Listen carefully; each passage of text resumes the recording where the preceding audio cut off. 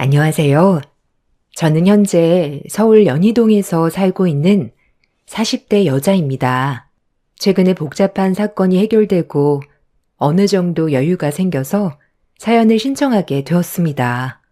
지금 생각해봐도 너무 어이가 없는 일이라 저는 뇌가 없는 사람인 줄 알았습니다. 3년 전에 아주버님이 늦은 결혼을 했었는데 10년간 결혼 생활을 하면서 지켜본 결과 왜 여자가 생기지 않는지 이해가 될 정도로 어느 여자가 봐도 정말 한심해 보이는 사람이었습니다. 게으르고 하는 거 없이 맨날 짐에만 처박혀서 컴퓨터 앞에서 떠나지 않는 아주버님을 어느 여자가 좋아하겠어요. 시부모님한테 재산이 많다 보니 그거 하나 믿고 아무것도 하지 않았습니다. 시댁 집안에서 제일 불필요한 사람이었고 차라리 없는 게 속 편할 정도로 시부모님도 이미 두 손 두 발 들고 포기한 상태였죠. 저는 그런 아주버님이 도대체 무슨 생각으로 사는지 이해를 할 수가 없었어요. 주어진 삶이 여러 번 있는 것도 아니고 시간을 되돌릴 수 없는 한 번뿐인 인생인데 그 시간을 너무 아깝게 허비를 하는 것 같아 모두가 시댁에 모여 식사를 할 때 아주버님한테 하고 싶은 일이 있는지 슬쩍 말을 던졌습니다. 밥을 먹으면서 핸드폰에 눈을 떼지 못하던 아주버님은 제 말에 대꾸조차 하지 않다가 시모가 사람이 물어보면 대답을 해야 되지 않냐고 아주버님의 핸드폰을 빼앗아 식탁에 쾅 하고 내려놓으셨어요. 며느리가 너한테 지금 하고 싶은 일은 없는지 물어보고 있잖아. 없으면 없다고 한마디 하는 게 그게 그렇게 어렵니? 눈 떠서 눈 감을 때까지 핸드폰 아니면 방에 처박혀서 컴퓨터나 하고 있으면서 뭘 잘난 게 있다고 사람 말을 무시해. 너한테 밥값 나가는 것도 아까우니까 그만 처먹고 방으로 들어가라. 아, 알았다고요. 그만 좀 뭐라고 하세요. 저는 뭐 이런 삶을 살고 싶어서 이러는 줄 알아요? 조금만 해도 흥미를 잃어버리니까 의욕이 안 생기는 것 뿐이잖아요. 저도 나중에 하고 싶은 일이 생기겠죠. 지금은 때가 아니라서 그런 것 뿐이라고요. 알아서 할 테니까 저 좀 제발 그냥 놔두세요. 그리고 재수씨, 원래 오지랖이 좀 있나 봐요. 남의 일에 왜 이렇게 간섭이 많아요? 내가 재수씨 일에 참견한 적 있어요? 그 말투 정말 가식처럼 느껴지니까 앞으로 내 앞에서 말 좀 조심해줘요. 형, 무슨 말을 그렇게 해? 이 사람도 가족이고 형이 걱정돼서 하고 싶은 일은 없는지 물어보는 게 잘못됐어? 걱정해주는 사람한테 가식이라고? 형이 지금 사는 꼴을 봐봐. 나이 40 넘어서 여자 하나 제대로 만나지도 못하고 일도 끈덕지게 못해선 1년도 못 버티고 뛰쳐나와 아버지 어머니가 힘들게 벌어놓은 돈만 축내면서 살고 있잖아. 이 세상에서 제일 한심한 사람이 형이라고. 제발 정신 좀 차려. 부모님 마음에 대못을 박으니까 좋아? 장남이면 장남답게 행동을 해. 아버지, 더 이상 저런 형편없는 놈 받아주지 마세요. 우리 집안에 있어봤자 도움도 안 되는 놈인데 뭐하러 끼고 살아요. 등 따시고 배부르니까 평생 놀고 먹을 생각만 하는 것 같은데 저런 놈은 고생 좀 해봐야 된다고요. 오래간만에 집에 오는 건데 저도 편하게 있다가 가고 싶다고요. 아주버님 때문에 다들 지쳐 있었고 집안 분위기는 난리도 아니었어요. 이런 심각한 상황 속에서 본인은 무엇을 잘못했는지 전혀 느끼지 못하고 있었고 시부모님의 감정이 격해지면서 아주버님과 언성을 높이게 되자 갑자기 집을 나가겠다면서 방으로 들어가더니 짐을 챙기기 시작했어요. 너 정말 대책 없구나. 이대로 나가면 문제가 해결되니? 왜 이렇게 정신을 못 차리는 거야? 네가 지금 정상적인 삶을 살고 있지 않으니까 문제가 계속 커지는 거잖아. 너 이대로 나가잖아. 신용카드 다 정지시켜버리고 냉전 한 푼 없이 내쫓길 줄 알아. 너 때문에 집안이 흔들리고 있는데 계속 대책 없이 행동할 거야? 우리 집안의 장남이면 장남답게 행동을 하라고. 끝까지 고집 부린다 이거지? 지가 미리 내놔. 안 내놔? 여보, 당장 카드사에 전화해서 저놈이 가지고 있는 카드 전부 다 정지시키고 앞으로 집에는 훨씬도 하지 못하게 만들어요. 나는 우리 작은 아들이랑 며느리만 있으면 되니까 다시는 내 눈앞에 나타나지 마. 네, 알겠어요. 저도 그렇게 할 생각이에요. 이 지긋지긋한 집구석에서 살 바엔 차라리 밖에 나가 굶어 죽는 게 훨씬 낫겠네요. 다시는 찾아오지 않을게요. 아주버님은 시부모의 마음에 비수를 꽂아버렸고 그렇게 짐을 챙겨 뒤도 안 돌아보고 조금의 망설임도 없이 집 밖으로 뛰쳐나가 버렸어요. 시모는 대책 없는 아주버님의 뒷모습을 바라보면서 그 자리에 털썩 주저앉아 오열을 하셨고 그날 이후 전화기는 꺼진 채로 어떠한 연락도 없었습니다. 시모는 정신적으로 많이 힘드셨는지 몸져 누우셨고 남편과 저는 시부모님이 많이 힘들어하셔서 저희 부부가 챙겨드릴 수 있는 건 신경 써드리려고 시간 날 때마다 시댁에 가서 집안일을 봐드렸네요. 아주버님은 집을 떠난 뒤 시부가 카드를 정지시켰는데도 어디서 뭘 먹고 사는지도 도와달라는 전화는 일절 없었습니다. 시간이 지날수록 시부모님은 불안해하셨지만 저희는 정신 차릴 때까지 절대로 받아주면 안 된다고 단호하게 행동하시게끔 중간에서 방향을 잡아드렸어요. 저희 부부는 지금의 기회를 놓치게 된다면 두 번 다시 아주버님의 안 좋은 버릇을 절대로 고칠 수 없다고 판단했어요. 시부모님 또한 저희 마음을 이해해 주셨는지 아주버님한테 먼저 연락이 올 때까지 힘든 시간들을 버텨오고 있었습니다. 그렇게 일주일이 지나고 한 달이 지나니 어느새 6개월의 시간이 흘러버렸고 아주버님은 죽었는지 살았는지 조금도 알 수 없는 상황까지 오게 되었습니다. 결국 시부모님은 실종 신고를 넣은 뒤 소식을 기다리고 있었는데 어느 날 충격적인 일이 눈앞에 펼쳐지게 되었네요. 6개월간 연락도 없던 아주버님이 초인종을 누르고 집 안으로 들어왔는데 아주버님 얼굴을 봐서 놀란 것도 있었지만 그 등 뒤에 한 여자가 조심스럽게 고개를 내밀면서 어색한 미소와 함께 시부모님과 저희 부부에게 인사를 했어요. 갑자기 이게 무슨 일이니? 그동안 어디서 어떻게 살아왔길래 연락도 없이 찾아온 거야?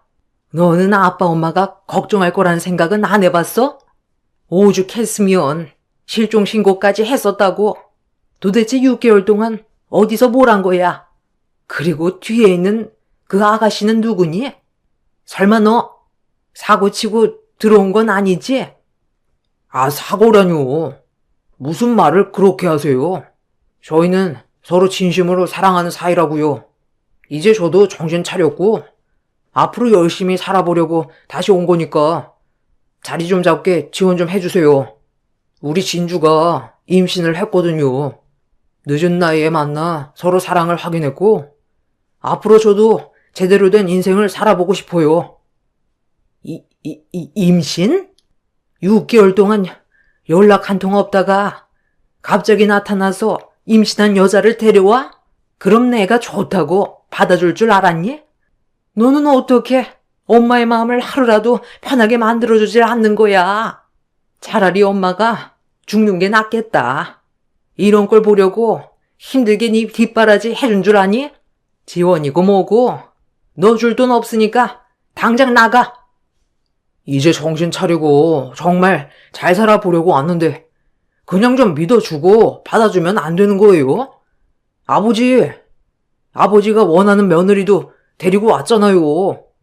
거기에다가 바로 손자까지 볼 수 있게 애까지 만들어 왔는데 이대로 내치면 두 분 마음이 편하겠어요? 앞으로 아버지가 하시는 사업 제가 이어받을 수 있게 옆에서 배울 테니까 저 좀 받아주세요. 인간답게 살고 싶어 큰맘 먹고 왔는데 정말 그냥 가요?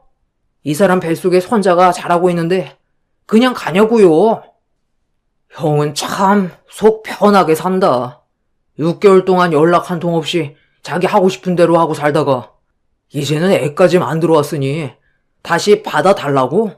아직까지 정신 못 차렸네. 아버지, 엄마, 제가 뭐라고 그랬어요?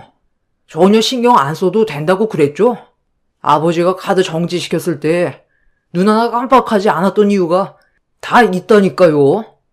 벌써 뒷주머니 차고 있었기 때문에 두려운 게 없었겠죠. 그동안 빼돌린 거 다 쓰고 돈 떨어졌으니까 온 거겠지. 내 말 맞잖아. 형 같은 쓰레기는 우리 부모님 돈 가져갈 자격이 없어. 조금의 예상하지 못했던 전개가 펼쳐져서 가족들 모두 엄청난 충격을 받은 상태였어요. 시부모님께서는 아주버님의 대책 없는 행동에 많은 실망을 하셨고, 시모는 결국 혈압이 오르셨는지 머리를 부여잡고 소파에 털썩 앉으셨습니다. 막무가내로 임신한 여자를 밀고 들어오려는 아주버님을 남편이 들어오지 못하게 막아섰어요. 아주버님은 남편을 향해 주먹을 올리려 하길래 제가 그만하시라고 화를 내면서 얼굴을 붉혔어요. 제 옆에 서 있던 시부는 크게 한숨을 내쉬더니 일단 소파에 앉아보라고 하면서 어떻게 된 상황인지 들어보고 판단하겠다며 힘든 얼굴로 소파에 앉으셨고, 결국 아주버님과 그 임신한 여자는 나란히 시부를 바라보고 앉았습니다. 그리고 6개월간 무슨 일이 있었는지를 전부 설명을 하더라고요. 그 말을 듣고 있던 저는 더 이상 제 귀를 더럽히고 싶지가 않았습니다. 아버지가 카드 정지시키기 전에 이미 저는 아버지 카드에서 돈을 적당히 빼서 제 통장에 따로 쟁여놓고 있었어요. 너무 많이 빼면 안 좋은 말 듣게 될까봐 혹시 모를 일을 대비해 조금씩 모아두고 있었는데, 그때 한바탕 난리가 난 뒤 집을 나갔을 때 모아두었던 돈을 전부 현금으로 빼놓은 뒤 조금씩 쓰고 있었어요. 분명 제가 연락도 없이 잠적을 하게 되면 찾게 될까봐 미리 돈을 인출해서 현금으로만 가지고 있던 거예요. 그렇게 홀로 지내다가 매번 아침마다 방문하던 카페에 유리창으로 되어 있는 현관이 깨져 있더라고요. 온몸을 떨고 있는데 그 모습을 보는 순간 지켜주고 싶은 마음이 들었어요. 그때부터 이 사람과 많은 시간을 보냈고, 그러다 보니 임신까지 하게 된 거예요. 서로의 마음이 확고하니까 데리고 온 거지. 임신했다는 이유 하나만으로 온 거겠어요? 저도 이제 사람답게 살고 싶어요. 저에게 정말 소중한 사람이고 앞으로 변화되는 모습 보여줄 테니까 한 번만 저 좀 믿어주세요.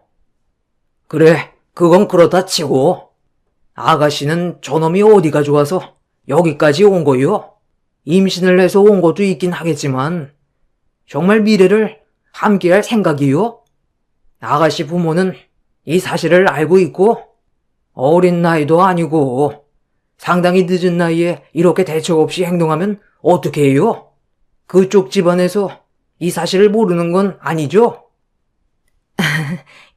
이런 말씀 드리는 게 저에 대해 안 좋은 시선으로 바라보실 수는 있겠지만 저는 보육원 출신이에요.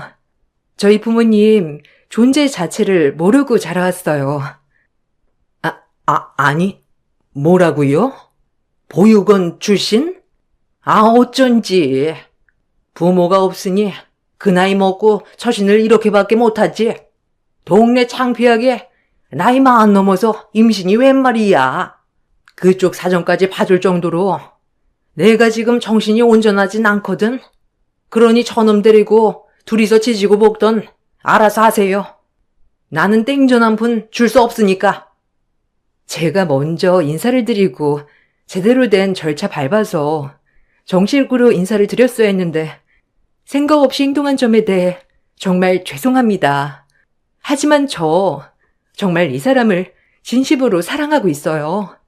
평생을 함께하고 싶고 이 사람 없으면 더는 못 살 것 같아요. 많이 노여우시겠지만 저희 결혼 허락해 주시면 안 될까요? 이 사람이 그동안 못했던 거 제가 대신 앞으로 2배, 3배 더 잘하도록 할게요. 6개월 동안 얼마나 마음고생이 심하셨겠어요. 제가 준하 씨 꼭 사람 만들어 놓을 테니까 한 번만 믿어주세요. 준하 씨, 뭐 하고 있어? 다시는 과거의 모습으로 돌아가지 않겠다고 확실하게 말씀드려. 나랑 함께하고 싶으면 믿음을 드려야지. 아주버님은 임신시켜 데려온 여자의 말이 끝나자마자 시부모님 앞에서 처음으로 무릎을 꿇고 그동안의 잘못된 행실들에 대해 용서를 구했습니다. 그 모습을 본 시부모님은 당황스러워하셨고 남편은 무릎 꿇고 있던 아주버님의 모습을 보고 전부 다 연기하는 거라면서 절대로 속으면 안 된다고 큰 소리를 쳤어요. 시부모님은 아주버님의 처음 본 모습에 깊은 고민에 빠지셨고 쉽게 입을 떼지 못했는데 그때 임신한 여자가 테이블 위로 결정적인 물건 하나를 올려놓았어요. 임신한 초음파 사진을 내밀었고 7주 차가 되었다는 말에 시부모님은 깊은 한숨을 내쉬었습니다. 결국 두 분은 아주버님과 임신한 여자의 간절한 부탁에 결혼을 허락해 주면서 정식 며느리로 받아들여 줬어요. 그리고 이때부터 제 사연이 본격적으로 시작이 되었습니다. 아주버님과 결혼식을 올리기 전까지만 해도 착한 줄 알았던 형님은 결혼식 이후 정식 며느리가 되고 나서부터 180도 달라졌어요. 보육원 출신의 힘든 삶을 살아왔고 거기에 임신까지 해서 그런 상황들을 안타깝게 보고 받아준 건데 형님은 임신을 무기 삼아 시부모님한테 무리한 요구를 하기 시작했고 그런 말을 옆에서 듣고 있던 저는 도가 지나친 것 같아 먼저 입을 열었습니다. 형님, 그건 아니죠. 뱃속에 있는 아이가 장손이라고 비싼 아파트를 해달라는 게 말이 된다고 생각해요? 지금 사는 아파트도 충분히 넓고 좋은 곳이잖아요. 동서, 내가 지금 동서랑 대화하는 거 아니잖아. 어머님이랑 대화 중인데 왜 끼어들어? 잠깐 자리 좀 비켜주지. 동서 때문에 방해되잖아. 형님이 식구로 들어온 지 얼마나 됐다고 어머님한테 말도 안 되는 가격대의 아파트를 해달라는 거예요? 며느리로 받아들여준 것도 감사하게 생각해야죠. 동서는 원래 남이 말할 때 끼어드는 게 전문이야? 내가 어머님이랑 단둘이 대화하고 싶다고 했었잖아. 어머님, 동서 좀 밖으로 나가라고 하면 안 될까요? 그래. 일단 작은 애는 잠깐 거실에 있어라. 무슨 이유 때문인지 한번 드러나 보자. 너무 터무니없이 무리한 요구를 하면 나도 들어주는 건 힘들다. 시모와 형님의 대화에 제가 끼어들자 저를 불편하게 생각하면서 자기가 원하는 방향대로 흘러가지 않자 기분이 많이 안 좋았는지 시모에게 불만을 털어놨고 가족의 분열을 원하지 않았던 시모는 저보고 잠깐 나가 있어달라면서 형님이 구체적으로 무엇을 원하는지 들어보고 싶어 하셨어요. 결국 저는 시모의 말대로 방에서 나와 거실에 앉아 있었는데 형님이 도대체 무슨 생각으로 시모에게 아파트를 해달라는 말을 한 건지 자세하게 들어보려고 방문에 귀를 기울였습니다. 어머님, 지금 가지고 계신 아파트, 이번에 입주자가 이사 가면서 새 입주자가 아직 들어오지 않았다면서요? 저도 어제 그이한테 들었거든요. 지금 살고 있는 집, 곧 태어날 아이랑 살기엔 좀 적응감이 있는 것 같아서요. 그래도 34평이면 아무래도 아이한테 필요한 물건 들여놓다 보면 34평도 많이 작잖아요. 그리고 살짝 외곽 지역이라 좀 더 번화가에서 생활하고 싶은데 어머님이 가지고 계신 아파트가 딱 시내 중간에 있잖아요. 거기에다가 50평이면 저희 세 식구 정말 넓게 사용할 수 있을 것 같아요. 그리고 저는 더 나이 들기 전에 아이 하나 더 낳을 생각이었는데 어머님이 지원만 해주시면 둘도 아닌 셋도 낳을 수 있어요. 힘 닿는 데까지 많이 낳아서 시끌벅적한 대가족 만들 테니 저희 좀 도와주시면 안 될까요? 아버님이 하시던 일 정리하셨다면서요. 남은 시간 가족들과 함께 지내고 싶어서 큰 결정 내리셨다는데 앞으로 태어날 손주들 재롱 보시면서 살아가시려면 저희도 그런 환경이 조성이 돼야 아이를 많이 가지지 않겠어요? 그렇게 해주실 수 있죠? 그동안 많이 벌어오셨고, 저희한테 아파트 한 채 주신다고 생활에 지장도 없으시잖아요. 그이가 요즘 열심히 일하고 있는 거 아시죠? 그이가 항상 하는 얘기가 뭔 줄 아세요? 저를 만나서 인생이 달라졌다고 했어요. 상대가 누구냐에 따라 그 사람의 인생이 달라지는 거 어머님도 아시죠? 지금 그이가 가족을 위해 열심히 노력하고 있는 모습만 봐도 뿌듯하지 않으세요? 복잡하게 생각하지 마시고 그이가 얼마나 많이 바뀌었는지만 보세요. 저희를 위해서 해주실 수 있죠? 아파트 문제는 나 혼자 해결할 수 있는 게 아니니 너희 시아버지 들어오면 그때 다시 진지하게 대화를 좀 해보도록 하마. 그리고 크게 기대는 하지 않았으면 좋겠다. 너무 뜬금없이 아파트 얘기가 나와서 많이 당황스럽기도 한데 너희들이 지금 살고 있는 위치가 많이 불편하고 힘들다고 하지만 그 집도 너희들이 살기에는 괜찮은 집이거든. 그리고 적은 금액대의 아파트도 아니고 청담동에서 손에 꼽히는 50억짜리라 쉽게 결정할 수는 없으니 CME 입장도 이해해 줄 수 있지? 제가 원한다고 해서 바로 받을 수 있는 것도 아니니 기다릴 수밖에 없겠죠. 하지만 저 아니면 그이는 다시 예전처럼 형편없는 삶으로 다시 돌아갈 거예요. 어머님도 잘 아시죠? 저 아니었으면 그이는 변할 수 있는 인간이 아니었다니까요. 기다려 드릴 순 있겠지만 그 시간이 저도 오래 지속되는 건 힘들 것 같아요. 결혼 전과는 완전히 다른 사람이 되어버린 형님의 모습에 온몸에 소름이 돋았어요. 한두 푼 하는 금액대의 아파트도 아니고 청담동에 있는 50억짜리 아파트를 아무렇지 않게 달라고 하는 형님의 말에 보통 사람이 아닌 건 확실하게 생각했었습니다. 그리고 형님의 행동을 보면 아주버님을 진심으로 사랑하는 게 아닌 시부모님의 뒷배경을 보고 결혼을 한 듯 보였습니다. 돈에 대한 씀씀이도 상당했었지만 그 돈을 충당해 주는 건 전부 아주버님이었어요.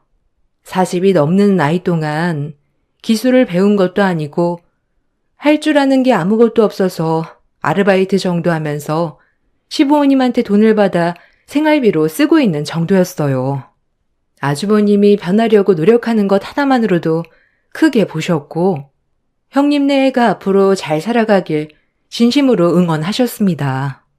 그런데 그런 감사함은 모른 채 아파트를 달라고 당당하게 요구하는 형님을 보니 아주버님이 결혼을 잘못했다는 걸 알게 되었고 형님이 거실로 나와 방으로 들어갔을 때 시모와 급하게 대화를 나눴어요.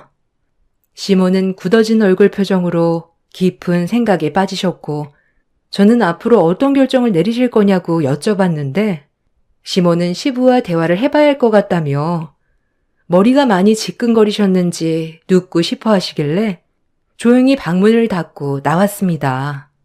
그리고 방으로 들어가 버린 형님의 방문을 두드렸고 잠깐 대화 좀 하자며 안으로 들어갔어요. 저를 경계하듯 쳐다보고 있던 형님은 기분 나쁜 얼굴 표정으로 저에게 쏘아붙이듯 무슨 말이 하고 싶어서 들어왔냐고 짜증을 냈습니다. 제가 무슨 말을 하고 싶겠어요. 그 아파트에 입주한다고 삶이 많이 달라지는 것도 아닌데 굳이 그 아파트를 달라고 해서 뭐 하려고요? 그 아파트에서 살면 삶이 달라질 것 같아요? 비싼 집에 들어갔으니 집안을 비싼 물건으로 채워 넣어야 할 것 같고 다른 사람들이 외제차 타고 다니니까 형님이랑 아주버님도 고가의 외제차를 타고 싶겠죠. 점점 욕심은 늘어갈 테고 그렇게 되면 집안 분위기는 안 좋아질 거라는 건 생각 안 해봤어요? 제가 봤을 땐 지금 살고 있는 집도 충분하게 느껴지는데요. 괜한 욕심은 화를 불러일으킨다는 거 모르세요? 그리고 아버님, 어머님께서는 형님이 마음에 들어서 받아준 게 아니라는 것도 아실 텐데요. 너무 당연시하게 요구하시니까 정말 당황스럽네요. 새 식구로 들어온 지 이제 7개월째인데 어떻게 50억 아파트를 달라고 할 수 있는지 정말 대단하십니다. 살면서 형님처럼 철판 두꺼운 사람은 처음 보는 것 같아요. 그렇다고 아버님, 어머님께 잘 보이려고 노력하는 모습을 보이는 것도 아니잖아요.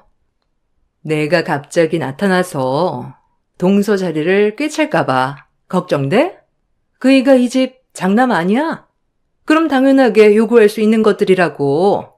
두 분께서 돌아가시면 그 많은 재산 우리 그이가 어차피 다 받게 되는 거고 그 집도 우리 그이께 될 텐데 동서가 이래라 저래라 할 위치는 아니지. 나 좀 누워야 할 것 같으니까 그만 나가줬으면 좋겠는데. 내가 그이 사람 만들어준 것만도 감사하게 생각해야 되는 거라고. 특별한 기술도 없는 사람이 나랑 결혼하고 나서 하루도 안 빠지고 밖에서 일하는 거 보면 몰라? 전 재산을 줘도 모자랄 판에 재산도 엄청 많은 집안에서 그이랑 곧 태어날 아이를 위해 50억짜리 아파트 하나 달라는 게 동수한테 싫은 소리 들어야 될 정도로 내가 실수했다고는 안 보이네. 그리고 나 임신한 거 안 보여? 노산이라 조심해야 되는데 동서 때문에 스트레스 받아서 유산이라도 하면 책임질 거야? 형님과는 대화 자체도 통하지 않았지만 제 기분이 더 안 좋았던 건 모든 걸 당연시하게 생각하는 게 저를 화가 나게 만들었습니다. 그날 저녁 가족들이 한자리에 모였고 형님이 요구한 50억짜리 아파트 문제로 시부모님이 방에서 진지한 대화를 이어나갔습니다. 그리고 잠시 뒤 방에서 나온 시부가 모두를 불러보았습니다. 청담동에 있는 그 아파트 너희들한테 주기로 결정 내렸다.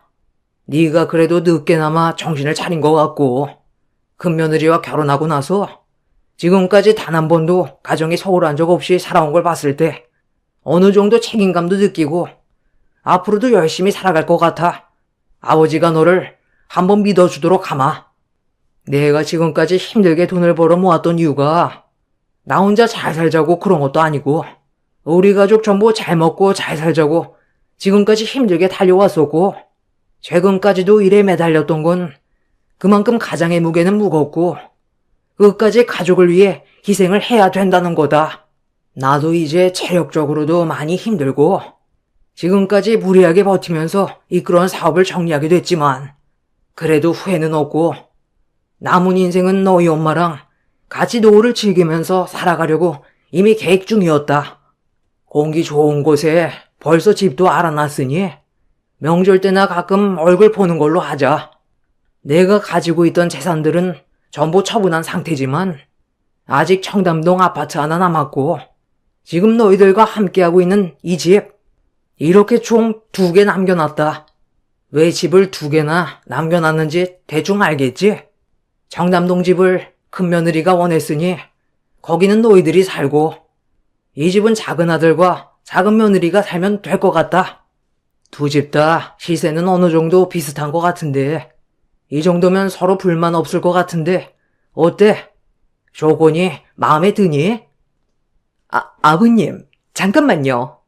그러니까 청담동 아파트를 이 사람한테 주시겠다는 거죠? 그런데 이 집은 왜 서방님한테 주려는 건데요? 연희동 집값도 상당히 비싼 걸로 알고 있는데 조건이 똑같으면 그건 좀 불공평한 거 아니에요? 그래도 이가 장남인데 똑같이 나누는 건 아닌 것 같아요.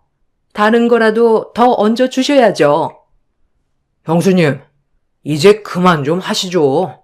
지금 받는 것도 상당히 가분하다는 거 모르세요? 동네에서 작은 카페 하나 운영해 오다가 우리 형 만나 인생 폈으면 감사하게 받고 조용히 입 다물고 있으면 되지. 뭘 잘났다고 더 달라고 입을 벌리고 있어요. 우리 아버지가 큰맘 먹고 내린 결정에 초칠 거예요? 너 형수한테 그게 무슨 말버릇이야? 너 형수가 틀린 말 한 것도 아니잖아. 아버지가 가지고 계신 재산이 월등하게 많으니까 좀 더 달라는 거잖아. 형이 뭘 안다고 그래? 지금 우리가 누리고 있는 모든 것들이 당연한 거야? 아버지의 피와 땀이 묻어있는 재산들이라고. 밖에 나가서 하루 종일 일하고 들어와 꼴랑 300원짜리 받는 주제에 50억짜리 아파트 한 채 주면 감사하게 생각하고 엎드릴 줄 알아야지. 돈에 환장했어? 아버지, 다 필요 없으니까 아무것도 주지 마세요. 저희도 받지 않을게요. 힘들게 철강 사업 이끌어 오시면서 형이 조금이라도 도와준 적 있어요? 회사 이어받을 생각도 하지 않고 집에만 처박혀 밥만 축내던 형한테 50억짜리 아파트 주면 분명 공중분해될 게 뻔하다고요. 자식 새끼 10손가락 깨물면 안 아픈 손가락 없다 하지만 그 자식 하나 때문에 집안 풍비박산 나는 건 시간 문제라고요. 꼴랑 7개월 일 좀 했다고 으스댔는데 형이 얼마나 오래 버틸 것 같은데? 내가 봤을 때 형은 50억 아파트 받는 순간 그거 처분하고 그 돈으로 흥청망청 생활하면서 쓰다가 전부 탕진하면 또 기어 들어와서 손 벌리겠지. 그때 형수님은 또 임신한 몸으로 들어와서 뱃속에 있는 손주 핑계대면서 우리 부모님 협박하려 들 거고 주머니 탈탈 털어 더 이상 나올 게 없으면 그땐 분명 가차없이 버릴 거야. 내 말이 틀려? 뭐, 이 자식아, 형한테 못할 말이 없어? 마음 잡고 열심히 살고 있는데 지금 말 다 했어? 아버지, 얘가 하는 행동을 보세요. 이게 맞는 거예요? 다들 그만들 뭐 해라. 내가 너희들 싸우라고 집 한 채씩 남겨준 줄 알아? 한 번만 더 내 앞에서 큰 소리치고 얼굴 붉히면 냉전 한 푼 없을 줄 알아? 도달지 말고 주는 대로 받아 가거라. 시부가 크게 화를 내자 형님네는 그 모습에 놀라선 움찔거리더니 더 이상 아무 말도 하지 않았지만 얼굴엔 심술이 가득해 보였습니다. 그날 이후 시부는 약속대로 형님네에겐 청담동 아파트를 넘겨주셨고 남편에게는 시부모님께서 살고 계시던 연희동 단독주택을 넘겨주셨습니다. 그리고 시부모님은 제주도로 이사를 가셨습니다. 그동안 힘들게 살아오신 만큼 삶의 여유를 보내면서 살아가고 싶어 하셨어요. 그 선택을 존중했고 명절날 제주도에서 시부모님을 뵙게 되었죠. 형님 내외에는 명절날 얼굴 보는 것 말고는 따로 전화를 하거나 얼굴을 본 적은 없었어요. 이런 관계를 지속해오면서 살아가던 어느 날 남편에게 전화 한 통이 왔는데 갑자기 핸드폰을 떨어뜨리더니 무언가에 엄청난 충격을 받았는지 그 자리에 털썩 주저앉아 버리더라고요. 저녁 준비를 하던 저는 무슨 일이냐고 남편에게 물어봤지만 정신 나간 사람처럼 멍하니 있길래 제가 대신 전화를 받았는데 수화기에서 들려온 말은 저에게도 엄청난 충격을 안겨주었습니다. 시부모님 추락사고를 당해 급하게 응급실로 옮겨졌지만 병원에 도착하는 순간 두 분 다 한날 한시에 세상을 떠났다는 충격적인 상황을 설명해 주었네요. 정신이 온전치 않았던 저희 부부는 서둘러 공항으로 향했고 이 사실을 아주버님한테도 설명을 했어요. 저희가 먼저 도착해 시부모님의 모습을 확인했고 남편은 그 자리에 주저앉아 병원이 떠나갈 정도로 오열을 하며 가슴을 내리쳤습니다.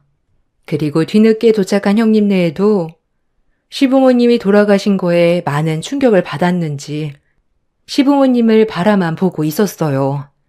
도저히 믿기지가 않는 현실을 받아들이는 게 쉽지 않았지만 물 흘러가듯 장례가 진행이 되었습니다. 그렇게 3일장을 끝낸 뒤 시부모님이 그동안 남겨두신 것들을 하나둘 정리하고 있었는데 제주도에 있는 시부모님 집에서 형님이 갑자기 불만을 터뜨렸습니다. 기어코 내 말 안 듣고 기부를 한 거야? 가족을 위해 돈을 쓰라니까 왜 남은 재산을 전부 기부를 한 건데? 당신도 이것 좀 봐봐. 감사장 한번 보라고. 이 정도 돈이면 평생 놀고 먹고 할 수 있는 돈인데 남들이 해준 게 뭐가 있다고 우리 배보다 왜 남의 배를 불려주는 건데? 80억이 장난도 아니고 어떻게 한 번에 전 재산을 기부해 버리냐고. 여보, 이 집 얼마지? 곧 무너질 것 같은 이 허름한 집 처분해봤자 얼마 하지도 않지? 어차피 가실 거였으면 재산은 건들지 않고 내버려뒀으면 얼마나 좋아. 돈 될 만한 게 하나도 없잖아. 여보, 우리 앞으로 어떻게 하면 좋아?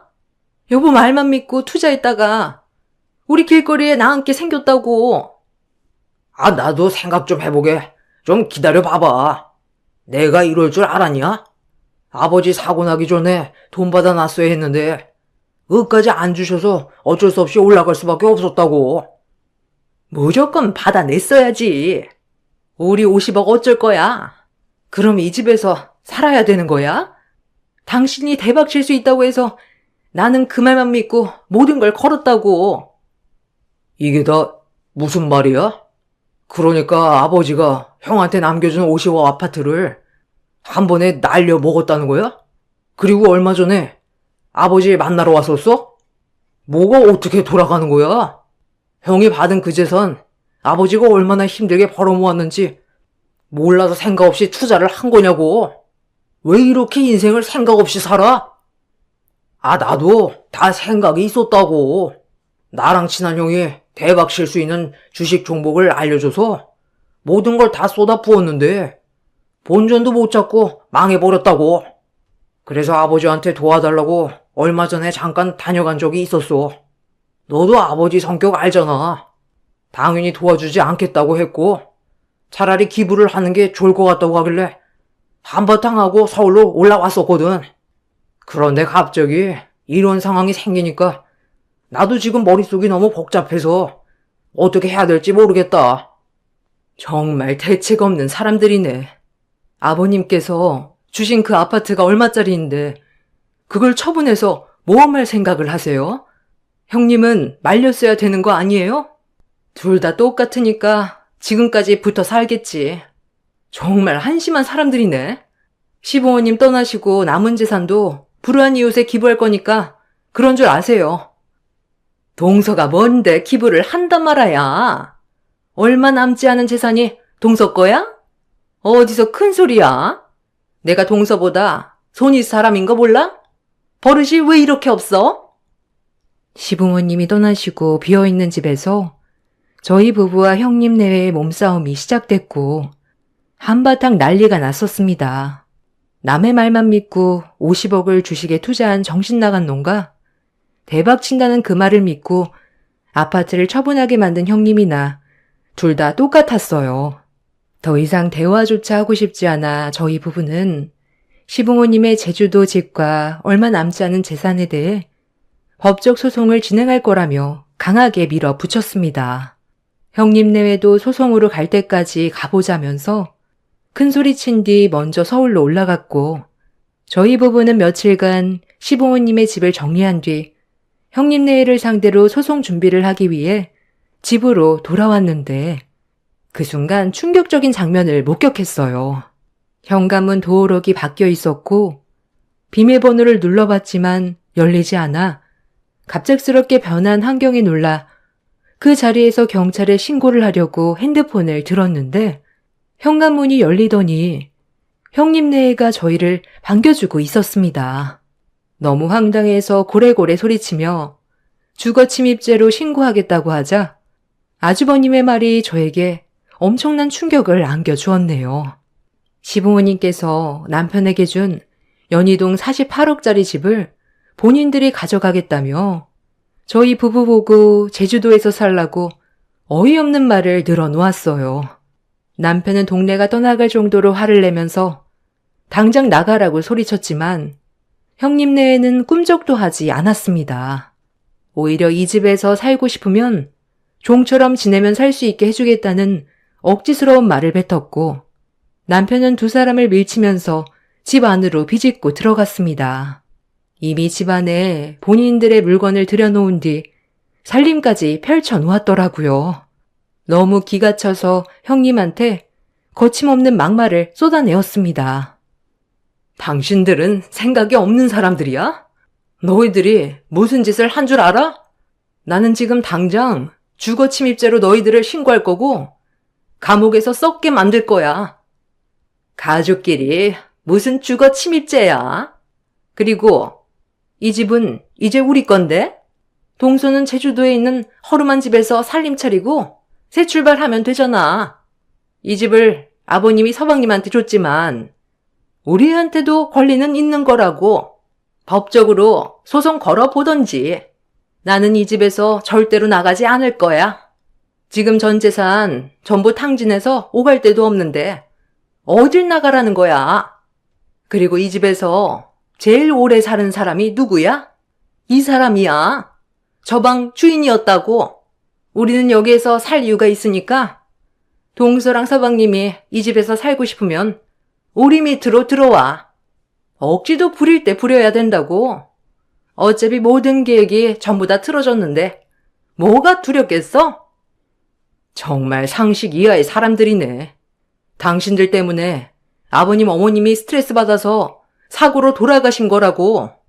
우리는 니들을 절대로 용서하지 않을 거야. 저는 곧장 경찰서에 신고를 하기 위해 핸드폰을 들었는데 그 순간 현관 화상폰이 켜졌고 누군가 초인종을 누르기 시작했어요. 잠깐의 정적이 흐르는 사이 초인종을 누른 사람에게 누구냐고 물어봤는데 얼마 전에 있었던 시부모님의 사고 담당 형사라며 잠깐 대화를 하길 원했습니다. 저는 곧바로 현관문을 열어줬는데 형사들이 줄지어 들어오는 순간 형님 내외와 마주치더니 갑자기 두 사람에게 달려들어 제압을 한 뒤 수갑을 채웠습니다. 순식간에 일어난 돌발 상황이라 아무것도 파악이 되지 않았던 저희 부부는 무슨 일이냐고 담당 형사에게 현재 상황에 대해 설명을 부탁했는데 담당 형사가 아무 말 없이 핸드폰을 꺼내 저희 부부에게 영상 하나를 보여준 순간 남편이 형님 내외를 개패듯이 발길질하며 무력을 행사했어요. 저는 핸드폰 영상 속의 인물들을 보고 경악을 했고 온몸에 소름이 돋았습니다. 형님은 시부모님 차 앞에서 망을 보고 있었고 아주버님은 차 밑에 들어가 무언가를 만지는 듯 보였어요. 그리고 담당 형사가 저에게 보여준 증거물은 브레이크 선을 절단하고 던져버린 가위였습니다. 현장에서 멀리 떨어지지 않은 곳에서 발견을 했는데 지문 감식 결과 아주버님의 지문으로 확인이 되었고 그 말을 듣자마자 저 또한 제정신이 아니었습니다. 아주버님이 형님을 만나 결혼을 하면서 일자리를 알아봤는데 그 일이 바로 정비 일이었어요.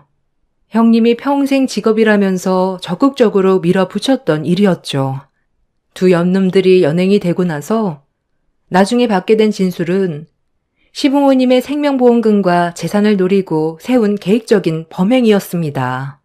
인적이 드문 저녁 시간을 틈타 CCTV가 비추지 않고 있는 사각지대에서 범행을 저지르려 했지만 미처 발견하지 못한 방범용 CCTV에 흔적을 남기게 되었던 거였습니다.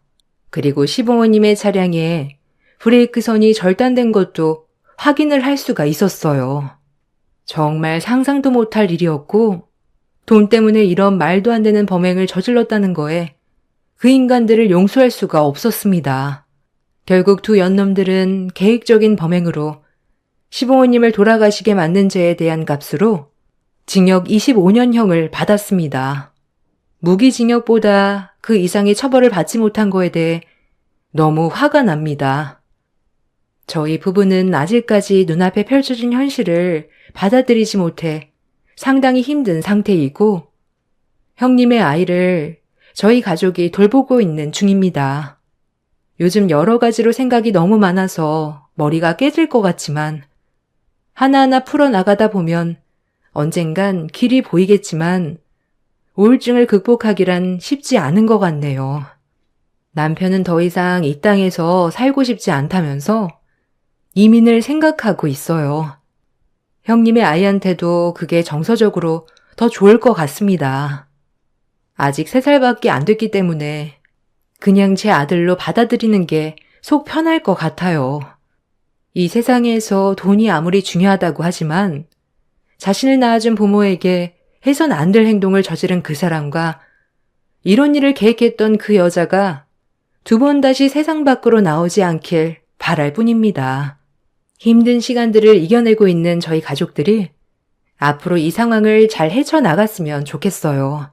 제 사연 들어주셔서 감사합니다. 안녕하세요. 저는 40대 중반 여자입니다. 사연을 신청하게 된 이유는 4년 전에 남편과 시집 식구들이 저지른 충격적인 행동 때문에 이혼을 하게 됐었는데요. 4년이 지난 지금 또다시 제 앞에 나타나 이렇게 글을 쓰게 되었습니다. 문제가 시작된 건 저희 엄마 건강 상태가 좋지 않다는 걸 발견하게 되면서 대학병원을 다녀온 적이 있었어요.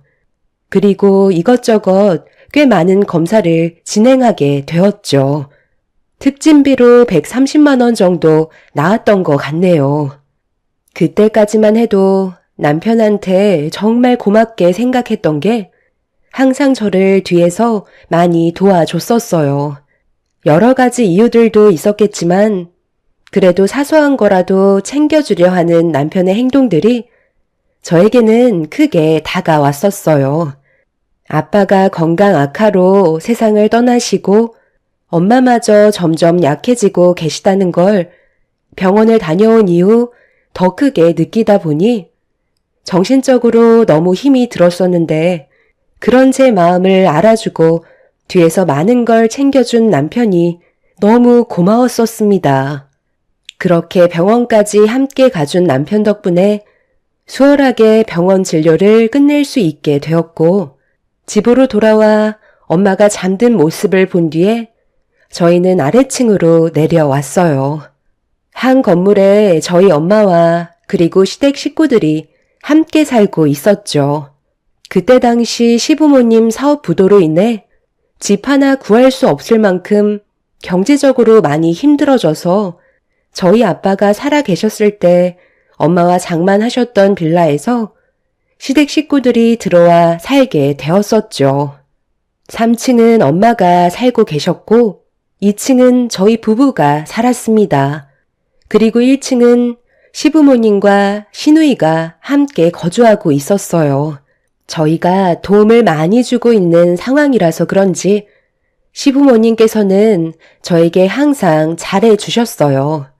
시집살이 같은 건 전혀 느끼지 못하고 있었죠. 그렇게 별일 없이 잘 생활하고 있었는데 시부모님께서 하실 말씀이 있으시다며 저희 부부를 1층으로 부르셨어요. 별건 아니고 저기 사돈 건강 상태가 많이 안 좋으신 거니? 무슨 상황인지 우리도 어느 정도는 알아야 될 것 같아서 잠깐 내려오라고 했던 거다. 네, 최근 들어 저희 엄마 몸에 문제가 있다는 걸 느끼고 계셨는지 저에게 여러 가지 증상을 얘기하시길래 병원에 가서 검사를 받아보니까 저희 엄마가 초기 치매 증상이 있으신 것 같다는 진단을 받았어요. 진행 단계가 아직 초기라서 눈에 띌 정도는 아니지만 날이 가면 갈수록 점점 더 심해진다고 마음의 준비를 하는 게 좋을 것 같다고 하네요. 그래서 엄마도 충격을 좀 많이 받으신 것 같아 보였어요. 좀 전에 같이 있었을 때 요양원 얘기를 하시는데 아직 크게 증상이 나타난 것도 아니라서 벌써부터 그런 거 신경 안 써도 된다고 했었는데 저희 엄마도 여러 가지로 걱정이 많으신가 봐요. 현재는 이런 상황이에요. 치매라고? 아니, 사돈이 나보다 나이가 젊은데 벌써 치매가 왔다는 거야? 초기에 관리만 잘해도 최대한 늦출 수 있다고 하던데 우리가 뭐라도 도와줄 수 없을까? 제가 이 사람 옆에 있으니까 너무 신경 안 쓰셔도 돼요. 그런 거 오히려 의식해서 다가가는 게 장모님한테는 불편하게 다가올 수도 있을 거예요. 항상 평소처럼 행동하시는 게 부담을 덜 느끼실 테니 너무 의식해서 접근하지 않으셨으면 좋겠어요. 병원에서 그러는데 나이 먹으면 누구나 올 수 있는 흔한 병이라고 그랬어요. 그러니 두 분도 지금부터라도 몸 관리에 신경 쓰시고 자주 건강검진 받으세요. 초기에 예방하는 게 병을 키우지 않는 거라는 거 잘 아시죠? 시부모님께서는 저희 엄마가 치매 초기라는 말에 상당히 놀라셨어요. 그리고 최대한 상당히 많은 것들을 신경 써 주셨죠. 처음에는 한 건물에 저희 집안과 시댁 집안이 함께 살면 마찰이 생기거나 여러 가지로 불편한 점들이 많아질 것 같아 걱정을 했었는데 서로 배려하면서 살아가다 보니 크게 문제되는 것들은 느끼지 못하고 잘 지내왔었습니다. 그런데 날이 가면 갈수록 엄마가 치매 증상이 있다는 걸 알게 되면서부터 생활하면서 실수하시는 것들이 눈에 들어왔고 그런 부분들이 자잘한 일거리를 만들게 되자 생활의 불편함을 시댁 식구들이 조금씩 느끼고 있었는지 짜증 섞인 말투로 표현하기 시작했어요. 저희 엄마도 계속 깜빡하다 보니까 반복되는 실수들 때문에 시부모님의 눈치를 보게 되는 일도 생기게 되면서 한 건물에서 같이 사는 게 조금씩 불편함으로 다가오게 되었습니다. 아휴, 말도 마. 아까 무슨 일이 있었는지 아니? 글쎄 사돈이 자꾸 돈을 잃어버렸다고 그러는 거야. 무슨 돈을 잃어버렸냐고 대물으니까 그동안 모아두었던 통장이 분실됐다고 찾아달라길래 우리가 사돈집에 들어가서 한바탕 집안을 뒤집고 내려왔었다. 이게 뭔 일이니? 치매 진행 속도가 생각보다 빠르게 오는 것 같은데 이러다가 정말 더 큰 일이 날까봐 걱정되긴 하는구나. 우리가 돌봐주지 못하는 상황에서 사고라도 나면 어떡하니? 지금은 초기 단계라고는 하지만 하루 이틀도 아니고 이런 일들이 계속 반복이 되니까 우리들도 점점 지쳐가고 예민해지는 것 같아. 방법을 찾는 게 좋을 것 같다. 우리 부모님이 방금 얘기하신 거 말고도 자잘한 게 진짜 많아요. 얼마 전에는 계단에다 실수까지 하셨다니까요. 그래서 그거 저희 엄마가 다 닦으셨어요. 언니, 아무리 요양원에 모시기 싫다고 하셔도 피해보는 사람들이 많으면 안 되잖아요. 정말 진지하게 한번 생각해 볼 필요가 있다니까요. 저희가 신세를 지고 있는 상황이니까 혹시라도 서운하게 생각할까봐 말을 안 하고 있지만 저희도 사람이잖아요. 이런 생활 오래 버틸 수는 없다고요. 시댁 식구들의 불만들이 점점 터져 나오기 시작했어요. 치매 진단을 받고 난 이후부터 진행 속도가 생각했던 것보다 빠르게 진행이 되고 있는 것 같아 걱정이 많았었는데 시댁 식구들도 불편함을 느끼고 있다는 건 그만큼 엄마가 삶에 영향을 끼친다는 거였죠. 그래서 저 또한 고민을 안 할 수가 없었어요. 시부모님께 대충 상황을 듣고 집으로 들어온 저는 남편과도 진지하게 대화할 필요가 있었죠. 남편은 저보다 먼저 모든 상황들을 듣고 있었기 때문에 어느 정도 정리가 됐는지 저희 엄마를 요양원에 모셔서 보살펴 드리는 게 좋을 것 같다며 딱히 방법이 없다는 표현을 하면서 저를 설득시켰습니다. 요즘 요양원이 당신이 생각하는 것처럼 시설이 나쁘지 않다니까. 서로가 피해를 보면 되겠소. 오히려 스트레스 받는 상황들이 많아질수록 상처만 커지는 것 뿐이야. 그러니까 내 말대로 하루빨리 요양원으로 보내드리는 게 좋을 것 같아. 장모님도 정신이 있을 때 들어가셔야 적응을 하시지. 괜히 버티고 있다가 사고라도 나면 어쩌려고 그래. 우리 부모님께서 하루도 편할 날이 없다고 하시더라. 얼마나 불안하면 나한테 그런 말까지 하시겠소? 그렇긴 하지만 내가 아직 마음의 준비가 되질 않아서 그래. 새로운 환경에서 낯선 사람들과 같이 지내야 한다는 건데 내 마음이 너무 편치가 않아. 지금 다니는 회사 일을 그만두고 내가 엄마 곁에 있어주는 게 좋지 않겠어? 엄마가 어느 정도 정신이 있을 시간도 얼마 남지 않은 것 같은데, 그럼 그 시간 동안 많은 시간을 함께 하는 게 오히려 좋지 않을까? 내가 회사 생활을 하다 보니까 엄마께 소홀해지는 건 당연한 거잖아. 그러니까 차라리 퇴사를 하고 엄마를 내가 직접 돌봐드리면 시부모님께서 크게 신경 쓰지 않아도 되잖아. 어차피 집도 분리되어 있으니 당신이 피해 볼 일도 없을 테니까 나는 이렇게 하는 게 좋을 것 같은데? 내 결정이 마음에 안 드는 거야? 당신 표정이 별로 좋지가 않네? 그런데 입장 바꿔서 생각을 해봐. 이게 말처럼 쉬운 결정은 아니잖아. 그렇긴 하지만 하루 이틀도 아니고 언제까지 버틸 수 있을 것 같은데. 처음이 힘든 거지. 어느 정도 시간 좀 지나면 크게 걱정될 만한 것도 없을 거라니까. 남편은 제가 회사를 그만두고 엄마를 직접 돌봐드리겠다는 걸 반대하고 있었어요.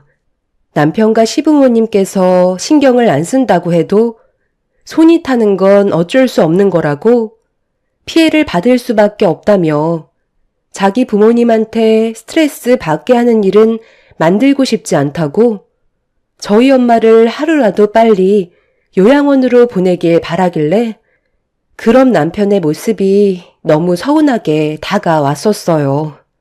하루 이틀 산 것도 아니고 그동안 큰 트러블 없이 잘 지내오면서 항상 저를 먼저 생각해 주던 남편이었는데, 저희 엄마가 치매 판정을 받은 뒤부터 남편의 태도는 조금씩 바뀌고 있었어요.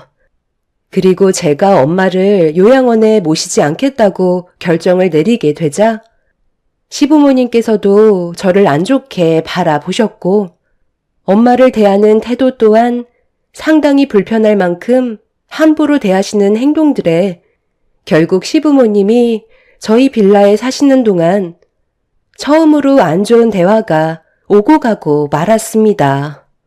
그때 제가 제일 크게 상처를 받았던 건 팔은 안으로 굽는다고 남편은 제 입장에서 조금도 이해해 주려 하지 않았다는 거였어요.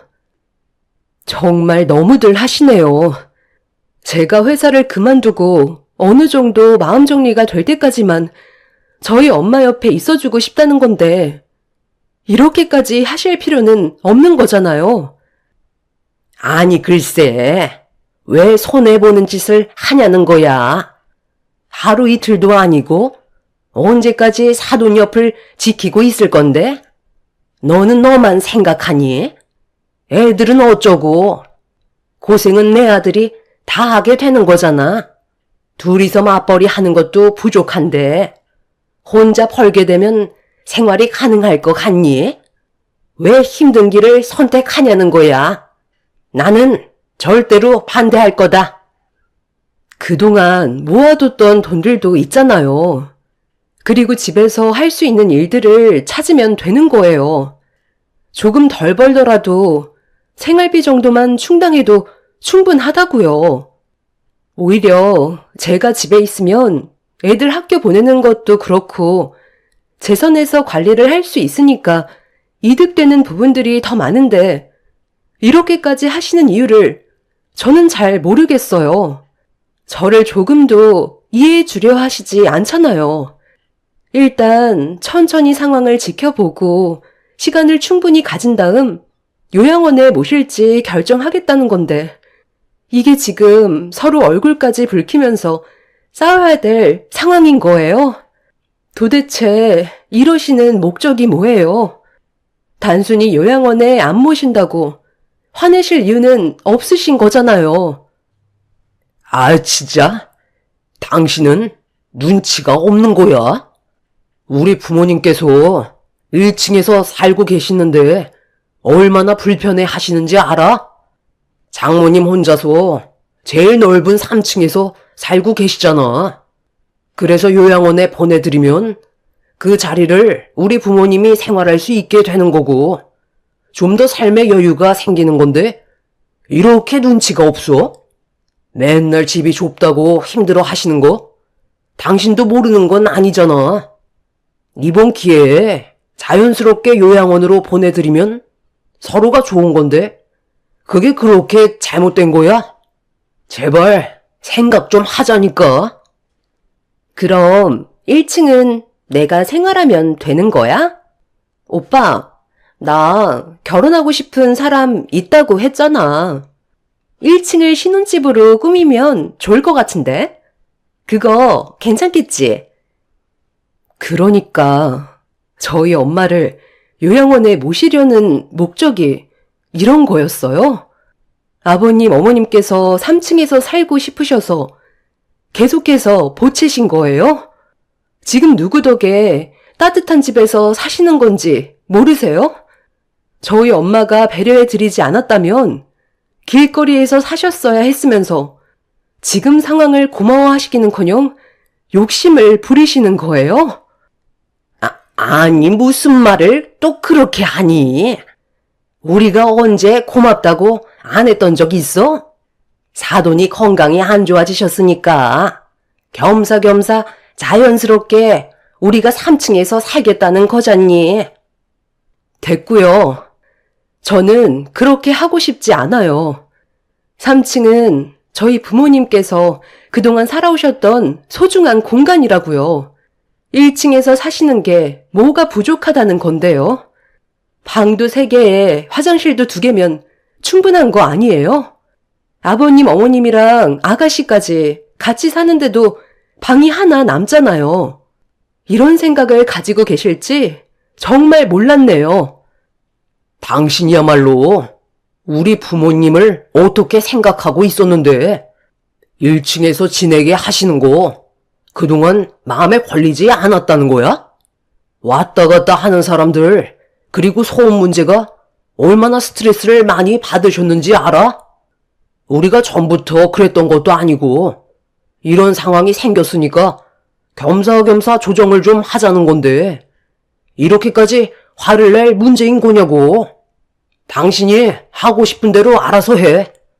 남편 말을 잘 들어야 집안 문제가 해결이 되는 건데 이렇게까지 앞뒤가 꽉 막혀서 앞으로 어떻게 사냐? 시댁 식구들의 행동에 저는 너무 당황스러웠어요. 시부 사업이 부도가 나게 되면서 막대한 빚에 시달리고 있었고 남편이 벌어오는 월급은 거의 다 시댁 빚 갚는데 사용되고 있었죠. 제가 버는 월급으로 생활비를 충당하고 있었습니다. 가족이라는 이유 하나만으로 집까지 무상으로 제공해주고 제가 벌어오는 돈으로 시댁 식구들 생활비까지 충당하고 있었는데 저희 가족에 대한 고마움보다는 더 큰 걸 바라고 있는 시댁 식구들의 행동들은 너무 큰 실망을 안겨주었고 남편이 저에게 화를 내고 있는 모습을 이해할 수가 없었습니다. 제가 받은 상처는 너무나도 컸었는데 남편은 그런 제가 상처를 받든 말든 안 좋은 말들을 더욱더 거침없이 뱉어대고 있었어요. 저희 엄마만 요양원에 모시면 모든 것들이 해결되는 문제인데 왜 그걸 미련하게 붙잡고 있냐고 한심하게 쳐다보던 남편한테 너무 큰 상처를 받게 되었죠. 그날 이후 저는 시댁 집안 식구들과 금이 가기 시작했고 날이 가면 갈수록 심해지는 시부모님과 남편의 행동들 때문에 저는 하루에도 몇 번씩 눈물을 흘리고 있었습니다. 제가 이런 고민을 혼자서 앓고 있자 지금의 상황을 어느 정도 알고 계셨던 엄마는 저에게 미안하다면서 요양원에 들어가도 된다며 제가 시댁 집안 식구들과 잘 사는 게 우선이라고 하셨지만 저는 그렇게까지 하면서 시댁 식구들과 함께 웃으면서 지내고 싶지 않았어요. 엄마는 낯선 환경인 요양원에 계시는데 어떻게 잘 먹고 잘 지낼 수가 있겠어요. 아무리 요양원이 좋다 한들 낳아주신 부모를 모시는 건 자식으로서 당연한 건데 모실 수 없는 상황도 아니고 충분히 가능한 상황에서 잠깐 오락가락 하시는 엄마를 모시기 싫다고 요양원에 보내는 건 제 성격상 맞지 않았습니다. 결국 저는 제가 하고 싶은 대로 일을 진행했어요. 회사에는 사정을 얘기한 뒤 나오게 되었고 엄마를 전적으로 돌봐드리게 되었었죠. 그리고 제가 회사를 퇴사하게 되면서부터 시부모님과 남편은 저를 남처럼 생각하면서 조금도 도와주거나 아는 척 하지도 않았습니다. 이런 안 좋은 상황이 지속이 되고 불편한 생활을 계속해서 이어가던 어느 날 잠을 자고 계시던 엄마가 잠꼬대를 하시는데 이상한 말을 하시더라고요.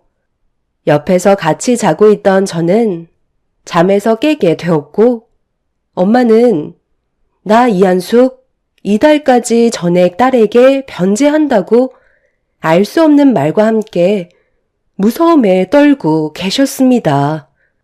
엄마를 흔들어 깨웠지만 깊은 잠에 빠지셔서 그런지 몸을 돌려 다시 주무셨어요. 뭔가 진정이 되지 않았는지 흐느끼시면서 괴로워하시길래 그 모습을 한참 동안 쳐다보다가 저도 다시 잠이 들게 되었었죠. 그런데 엄마가 잠꼬대를 했던 그 말들이 저에게 엄청난 충격을 가져오게 될 거라곤 정말 꿈에도 몰랐었는데 며칠 뒤 잠시 볼일을 보고 집에 도착해 장바온 물건을 차에서 내리고 있었는데 주차장 한편에서 남편과 시모의 대화가 제 귀에 들려오고 있었어요.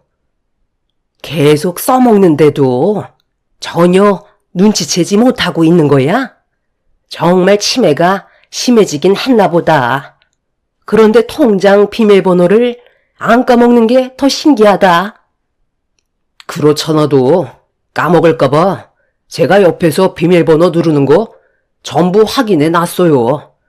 저희는 앞으로 이것만 있으면 생활비 걱정할 필요 전혀 없다니까요. 장모님한테 각서 쓴 거랑 녹음된 내용 들려주면서 병원비 갚아야 된다고 하면 알아서 순순히 은행까지 따라가 주시는데 저희가 힘 안 들여도 알아서 돈 뽑아서 주잖아요. 장모님이 병원에서 검사 받았을 때 그때의 비용을 아직까지 기억하고 계셔서 130만 원씩 받아내고 있기는 한데 한 200만 원으로 다시 올려볼까 생각 중이에요. 각서 쓰는 거랑 녹음하는 게 쉬운 일은 아니지만 제가 크게 한마디 하면 겁에 질리셔서 순순히 말을 따르긴 하니까 민우 엄마가 잠깐 외출했을 때 작업하면 될 것 같아요. 그때 엄마도 좀 도와주세요. 언제 올지 모르니까 최대한 빠른 시간 내에 일 처리를 진행해야 되잖아요. 겁만 주면 금방 따라 쓴다니까요. 그런데 꼬리가 길면 밟힌다고 나중에 며느리가 알게 되기라도 하면 어쩌니? 법적으로 우리가 불리해지는 상황이잖아. 엄마는 솔직히 걸릴까봐 무섭다. 아유, 절대 걸릴 일 없어요. 장모님은 치매고 저희가 가지고 있는 각서랑 녹음한 건 폐기하면 되는 거고 민우 엄마가 퇴사하면서 생활비가 많이 줄었다고 불만을 털어놓으니까 그때부터 생활비를 따로 주셨다고 하면 그 사람이 뭘 어떻게 하겠어요? 이 녹음기랑 각서가 없다면 손 쓸 수 있는 방법은 없다니까요. 혹시 모르니까 이건 차에다 넣어두는 게 좋겠어요. 최대한 뽑아 먹을 수 있을 때까지 빼먹은 다음 나중에 이 집도 명의를 저로 돌려달라고 조정해 보려고요. 남편과 시모의 계획에 엄청난 충격을 받은 저는 온몸에 소름이 돋았고 그 자리에 털썩 주저앉아 버렸어요. 잠깐 다투긴 했었지만 시간이 지나면서 조금씩 관계 회복이 될 거라 믿고 있었는데 그건 제 착각이었을 뿐 시댁 식구들은 오히려 저희 엄마를 이용하고 있었다는 거에 경악을 하고 말았었죠. 시무와 남편이 계단으로 올라간 사이 저는 차에서 숨죽이고 있다가 어느 정도 거리를 두고 엄마 집으로 올라갔어요. 그리고 저는 엄마를 모시고 나온 뒤 은행에 들려 통장 안에 있던 돈들이 얼마나 빠져나갔는지 확인을 해보게 되었죠. 지속적으로 며칠에 한 번씩 빠져나간 돈들을 확인할 수 있었고, 오락가락하는 아픈 엄마를 상대로 이런 충격적인 일들을 저질렀다는 게 확인이 되는 순간 저는 그 사람들을 절대 용서할 수가 없었어요. 그렇게 집으로 들어간 저는 기회를 엿보고 있다가 남편과 시댁 식구들이 외출을 한 사이 집에 들어가 남편 차 보조키를 가지고 나왔고 새벽에 주차되어 있던 차 문을 열어 안에 있던 녹음기와 각서를 확보할 수가 있었어요. 집으로 돌아와 녹음기를 틀어 확인을 해보자 남편은 엄마를 무섭게 겁을 주면서 제가 힘들어하고 있다는 말로 상황을 이끌어 나간 뒤 남편이 하라는 대로 녹음을 하게 만들었어요. 저는 남편의 소름 끼치는 녹음된 내용을 들으면서 분노를 참지 못했었죠. 더 이상 그 사람들과 함께 살 수 없다는 걸 확실하게 알게 된 저는 시댁 식구들이 외출했을 때 3톤 트럭을 불러 1층에 있던 짐을 모조리 빼버렸습니다. 그리고 2층에서 저와 함께 살았던 남편의 짐 또한 같이 3톤 트럭에 실어 버렸어요. 그렇게 잠시 뒤 볼일을 마치고 돌아온 시댁 식구들은 저희 빌라 앞에 이삿짐 센터 트럭이 주차되어 있자 이상하게 쳐다보며 이를 쑤시고 있었어요. 저희 엄마를 이용해 갈취한 돈으로 고기를 먹고 온 듯 보였죠. 이게 무슨 일이냐? 누가 이사라도 오는 건가? 며느리가 사돈을 요양원에 보내려고 결정이라도 한 것 같은데. 아들, 너는 뭐 좀 알고 있는 게 없는 거야? 엄마, 이거 뭐예요? 우리 짐들이잖아요. 뭐야? 당신 지금 이게 무슨 짓이야? 왜 우리 부모님 짐들이랑 내 짐들을 이삿짐 차에 전부 다 실어놓은 거냐고? 몰라서 물어보는 거니? 당신이 한 짓을 전혀 모르고 나한테 큰 소리 치는 거냐고. 이거 뭐야? 여기에 적힌 각서랑 녹음된 내용, 이거 어떻게 설명할 건데? 당신이 그걸 어떻게 알고 가지고 있는 거야? 장모님이 무슨 말이라도 한 거야? 내가 다 설명할 테니까 일단 침착하고 여기 있는 짐들부터 다시 내려놓자. 뭘 내려놔? 내가 벌써 전부 다 확인을 해봤는데 어디서 상황을 모면하려 들어? 이미 은행까지 다녀왔다고. 당신이 어떻게 나한테 그럴 수 있어? 우리 집안이 당신 집안을 어떻게 대해줬는데 이런 식으로 배신을 해? 그러고도 무사히 넘어갈 줄 알았어? 그동안 우리 빌라에서 무상으로 살게 해줬으니까 이제 그만 방 빼줬으면 좋겠네. 그리고 이거 받아. 당신이랑 내가 더 이상 부부 관계가 아닌 남이 되겠다는 이혼 서류야. 더는 같이 살 수 없다는 거 알잖아. 아니, 우리가 무상으로 너희 빌라에 살고 있었다고 해도 이건 아니지. 법적으로 남의 짐을 함부로 뺄 수는 없는 거라고. 정말 이렇게까지 해야 되는 거니? 방금 제 앞에서 법이라고 하셨어요? 지금 누구 앞에서 큰 소리 치는 거죠? 제가 당신들 짐을 함부로 빼도 될 만큼 저희 엄마한테 엄청난 일을 저질러 놓고 지금 그런 말이 나와요? 손이 발이 되도록 빌어도 모자랄 판에 어디서 목을 빳빳이 세우고 있는 거죠? 당신들은 내가 절대 용서하지 않을 테니까 각오하는 게 좋을 거야. 제가 분노를 감추지 못한 채 이성을 잃어버린 사람처럼 난리를 치자 그제서야 상황의 심각성을 인지했는지 저에게 생각이 짧았다면서 미안하다고 용서를 구하기 시작했어요. 하지만 이미 돌이킬 수 없을 만큼 너무 충격적인 일들을 저질러버린 시댁 식구들을 도저히 용서해줄 수가 없었죠. 그렇게 그 사람들을 상대로 법적인 소송에 들어갔고 치매 엄마를 상대로 돈을 갈취한 정확한 증거물들을 제출하면서 그 사람들은 법적인 처벌을 받게 되었습니다. 하지만 가족이라는 이유 하나만으로 제가 생각했던 것보다 크게 처벌을 내릴 수는 없었어요. 그 사람들이 저희 엄마 돈을 갈취한 거에 대한 원금과 어느 정도 피해 보상 금액 정도만 받아낼 수 있었고 모두들 집행유예로 판결이 나고 말았죠. 그렇게 남편과도 이혼 위자료 소송을 하게 되면서 함께했던 모든 세월들을 정리하고 말았습니다. 아이들은 제가 키우는 걸로 합의를 보게 되었고 2번 다시 저희 가족 앞에 나타나지 않겠다는 조건으로 합의금 일부를 받지 않았습니다.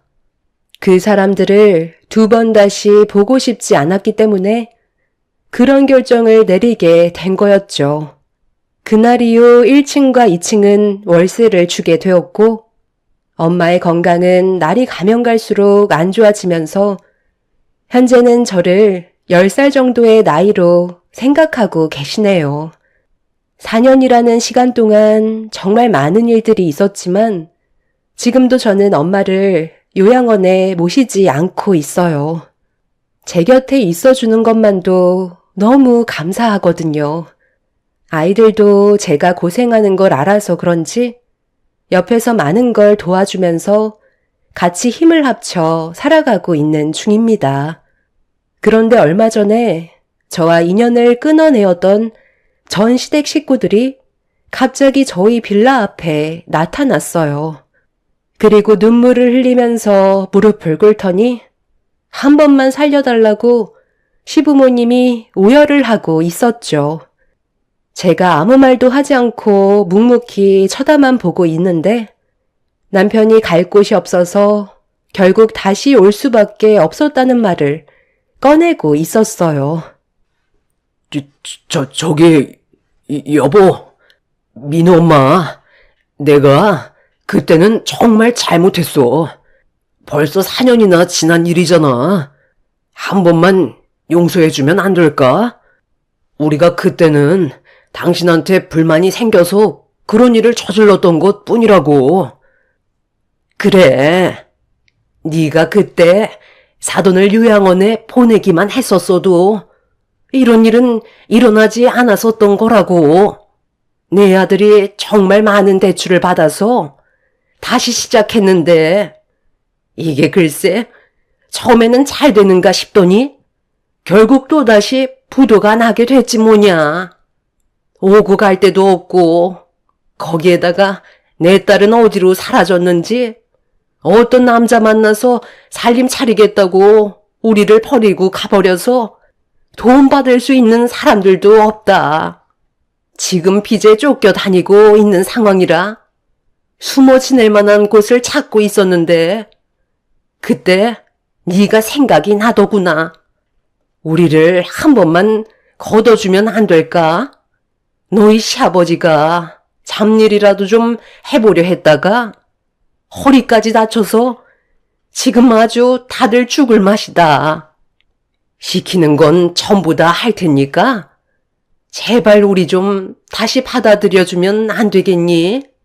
내 손주들 얼굴도 보고 싶고 그때의 삶이 너무 그리워서 다시 찾아온 거니 제발 내치지는 말렴. 그럼 그때 받지 않겠다던 위자료 다시 가지고 오세요. 그럼 생각 좀 해볼게요. 저희 가족 앞에 다시는 나타나지 않겠다는 조건 잊으셨어요? 왜요? 돈이 땡전 한 푼 없는데 제가 돈을 달라고 하니까 황당하세요? 그럼 그런 조건을 왜 다신 거죠? 그때 각서까지 쓰셨잖아요. 평생 제 앞에 나타나지 않겠다는 조건으로 작성하셔놓고 4년 정도 지났으니 제 마음이 어느 정도 누그러졌다 생각하시는 건가요? 저는 그때나 지금이나 변한 거 전혀 없어요. 그리고 당신들 같이 은혜도 모르는 사람들을 또다시 드리고 싶지 않습니다. 지금 당장 제 눈앞에서 사라지지 않으면 바로 경찰에 신고할 테니까 그만 사라져 주시죠. 빚에 쫓기고 있어서 도망 다니는 중이라고 했으니 여기에 있다고 지금 바로 얘기해야 되겠네. 사채 빌린 곳이야 대충 알아보면 금방 나오지 않겠어요? 그 사람들은 손이 발이 되도록 빌었지만 저는 강하게 거부를 했고 제 발을 붙잡고 늘어지는 바람에 결국 경찰의 도움을 요청할 수밖에 없었어요. 그날 이후 2번 다시는 저희 빌라에 나타나지 않았지만 기분이 썩 좋은 건 아니네요. 괜히 또 다른 문제거리가 생길까봐 3층까지 세를 주고 다른 곳으로 이사를 계획하고 있는 중입니다. 그 사람들과 만나지 않는 게 제 인생에 도움이 되는 일이니까요. 대우받으면서 살고 있을 때는 감사한 줄 모르다가 시간이 지나고 과거에 대한 소중함을 뒤늦게 깨닫고 그제서야 후회를 하는 그 사람들이 참으로 안타깝습니다. 도망치는 신세로 전락해버린 그 사람들이 평생 도망치면서 자신들의 잘못을 후회하길 바랄 뿐이네요. 앞으로 저희 가족은 지금처럼 변함없이 행복한 삶을 살아갔으면 좋겠습니다. 제 사연 들어주신 분들 감사합니다. 안녕하세요. 저는 여수에 살고 있는 40대 초반 여자입니다. 고민 끝에 사연을 신청하게 된 이유는 시댁 집안에 며느리로 들어온 지 얼마 안 돼서 동서가 저지른 충격적인 행동이 밝혀지게 되자 집안이 풍비박산 나게 되었고 이 문제로 가족 전체가 골치를 썩고 있습니다. 시동생은 한 번만 봐달라고 했지만 시모가 동서를 받아들이지 않고 있는 상황이고 저 또한 그동안 동서가 저지른 행동들을 뒤돌아봤을 때 제가 받은 상처가 너무 컸기 때문에 가족으로 인정해줄 생각은 전혀 없습니다. 남편도 저와 같은 의견이지만 시부는 저희와 또 다른 입장이라 의견이 갈려서 서로가 많은 갈등을 겪고 있는 중입니다. 동서가 처음 시댁에 인사를 왔을 때 시부모님은 동서가 대기업에 다니고 있으면서 박사 학위까지 취득했다는 말에 결혼 문제에 대해 조금도 고민을 하지 않았었어요. 제가 처음 시댁에 결혼 허락을 받으러 왔을 때와는 전혀 다른 대우를 받고 있었죠. 서운하긴 했었지만 크게 신경 쓰지는 않았었는데 대화를 주고받을 때면 항상 저와 비교를 했어요. 동서와 초면인데 저에 대한 불만을 쏟아내는 시모 때문에 분위기는 순식간에 안 좋아졌고 남편이 저보다 더 열을 올리는 일이 있었어요. 처음 인사 온 동서 입장에서는 많이 당황스러웠는지 말까지 더듬고 있었는데도 시모는 멈추지 않았어요. 처음 시댁에 인사 온 동서를 전혀 배려해주지 않는 행동들이 분위기를 더욱더 안 좋게 만들었고 시모의 말을 듣고 싶지 않았던 저는 먼저 자리에서 일어날 수밖에 없었습니다. 그렇게 시작된 동서와의 첫 만남은 시작부터 좋지 않았었는데 시모의 생각 없는 행동은 결혼식이 끝난 이후 동서에게까지 영향을 주게 되었죠. 시댁에 모임이 있을 때면 동서와 단둘이 있게 되는 상황이 만들어졌는데 그때마다 신경이 거슬릴 정도로 동서의 말투에 심기가 상당히 불편했었어요. 동서, 지금 나랑 뭐 하자는 거야? 내 말이 안 들려? 내가 분명 빈 그릇 좀 정리해달라고 부탁했잖아. 지금 거기 앉아서 뭐 하는 건데? 내 말 안 들리냐고 물어봤잖아. 저 귀에 안 다쳤어요. 다 들리니까 너무 큰 소리로 말하지 마세요. 제가 안 한다는 것도 아니고 지금 핸드폰 하는 거 안 보여요? 좀 기다려줄 수 있잖아요. 아까 음식부터 식기 정리까지 전부 나 혼자만 하고 있는 거 알아? 말만 알았다고 하지 도와줄 생각은 전혀 하지 않고 있잖아. 너무하다고 생각 안 해? 제가 지금 일부러 안 도와드리는 것도 아니고 일 때문에 바빠서 그러는 건데 좀 봐주면 안 돼요? 그렇게 힘든 일도 아닌데 정말 너무하네요. 왜 이렇게 시끄러워? 새며느리 들어왔다고 벌써부터 군기 잡는 거니? 네가 손이 사람이면 대신 해줄 수도 있는 거지. 일 때문에 그런다잖아. 하기야. 집에만 박혀 있으니 네가 뭘 알겠어? 애들 본다는 핑계로 일도 안 하고 있는데 고생하는 막내 며느리 위해서 주말에는 좀 쉴 수 있게 네가 해줘도 되는 거잖아. 대기업에서 일하는 게 어디 쉬운 줄 알아? 주말도 없다는데 오래간만에 쉬는 날까지 갈굴 필요는 없는 거잖니. 어쩜 너는 남에 대한 배려가 조금도 없니? 저는 집에서 애들 보면서 가사 일하고 있으니까 어머님 댁에 와서 노동하는 건 당연한 거라고요. 지금 너무 대놓고 저랑 동서를 차별하고 있잖아요. 이럴 거면 뭐하러 모이자고 하는 거예요? 어머님 집안에 똑같이 며느리로 들어왔으면 당연히 해야 되는 것들인데 대기업에서 일하는 것까지 제가 봐줘야 해요? 어머님, 저 너무 눈치 보여서 못 오겠어요. 제가 노는 것도 아니고 일적인 문제로 회사 사람들과 얘기 중이었는데 그걸 못 보고 저한테 화내는 형님이 너무 배려심도 없는 것 같아서 기분이 정말 안 좋아요. 오늘은 저 먼저 들어가 볼게요. 형님이 저를 이렇게까지 마음에 안 들어 할지 몰랐어요. 동서의 행동에 제가 더 어이가 없었는데 시몬은 잘잘못을 따지는 게 아닌 일방적으로 제가 무조건 잘못을 했다며 좋지 않은 상황을 손윗사람이 풀어야 한다면서 동서에게 사과하라고 저에게 화를 냈습니다. 매번 제 옆에 앉아서 핸드폰만 하고 있는데 어느 누가 그 모습을 보고 가만히 있겠어요. 하루 이틀도 아니고 저만 일을 하는 건 배려가 아니라고 생각했습니다. 하지만 시몬은 제 편이 아닌 동서 편에 서서 저에게 언성을 높이며 화를 냈어요. 편을 들어달라는 것도 아니고 중간 위치에서 얘기해달라는 것 뿐이었는데 시몬은 모든 상황들이 전부 제 탓이라고 시댁에서 나가려는 동서를 붙잡았어요. 이미 저는 안중에도 없었고 오로지 동서한테만 집중이 되어 있었습니다. 전부터 항상 저를 무시하던 시모 때문에 스트레스를 정말 많이 받았었는데 동서가 오면서부터 더 심해졌었죠. 결국 이 문제로 인해 서운한 감정이 터지게 되었고 열을 올리면서 화를 내다 보니 이런 상황을 알게 된 남편까지 거들면서 시동생과도 마찰이 생기게 되었습니다. 한바탕 난리가 난 이후 저희 부부는 시댁에 더는 가지 않겠다고 확실하게 의사표현을 했어요. 시모도 제 얼굴은 보고 싶지 않다면서 2번 다시 오지 말라고 동네가 떠나갈 정도로 소리를 질렀습니다.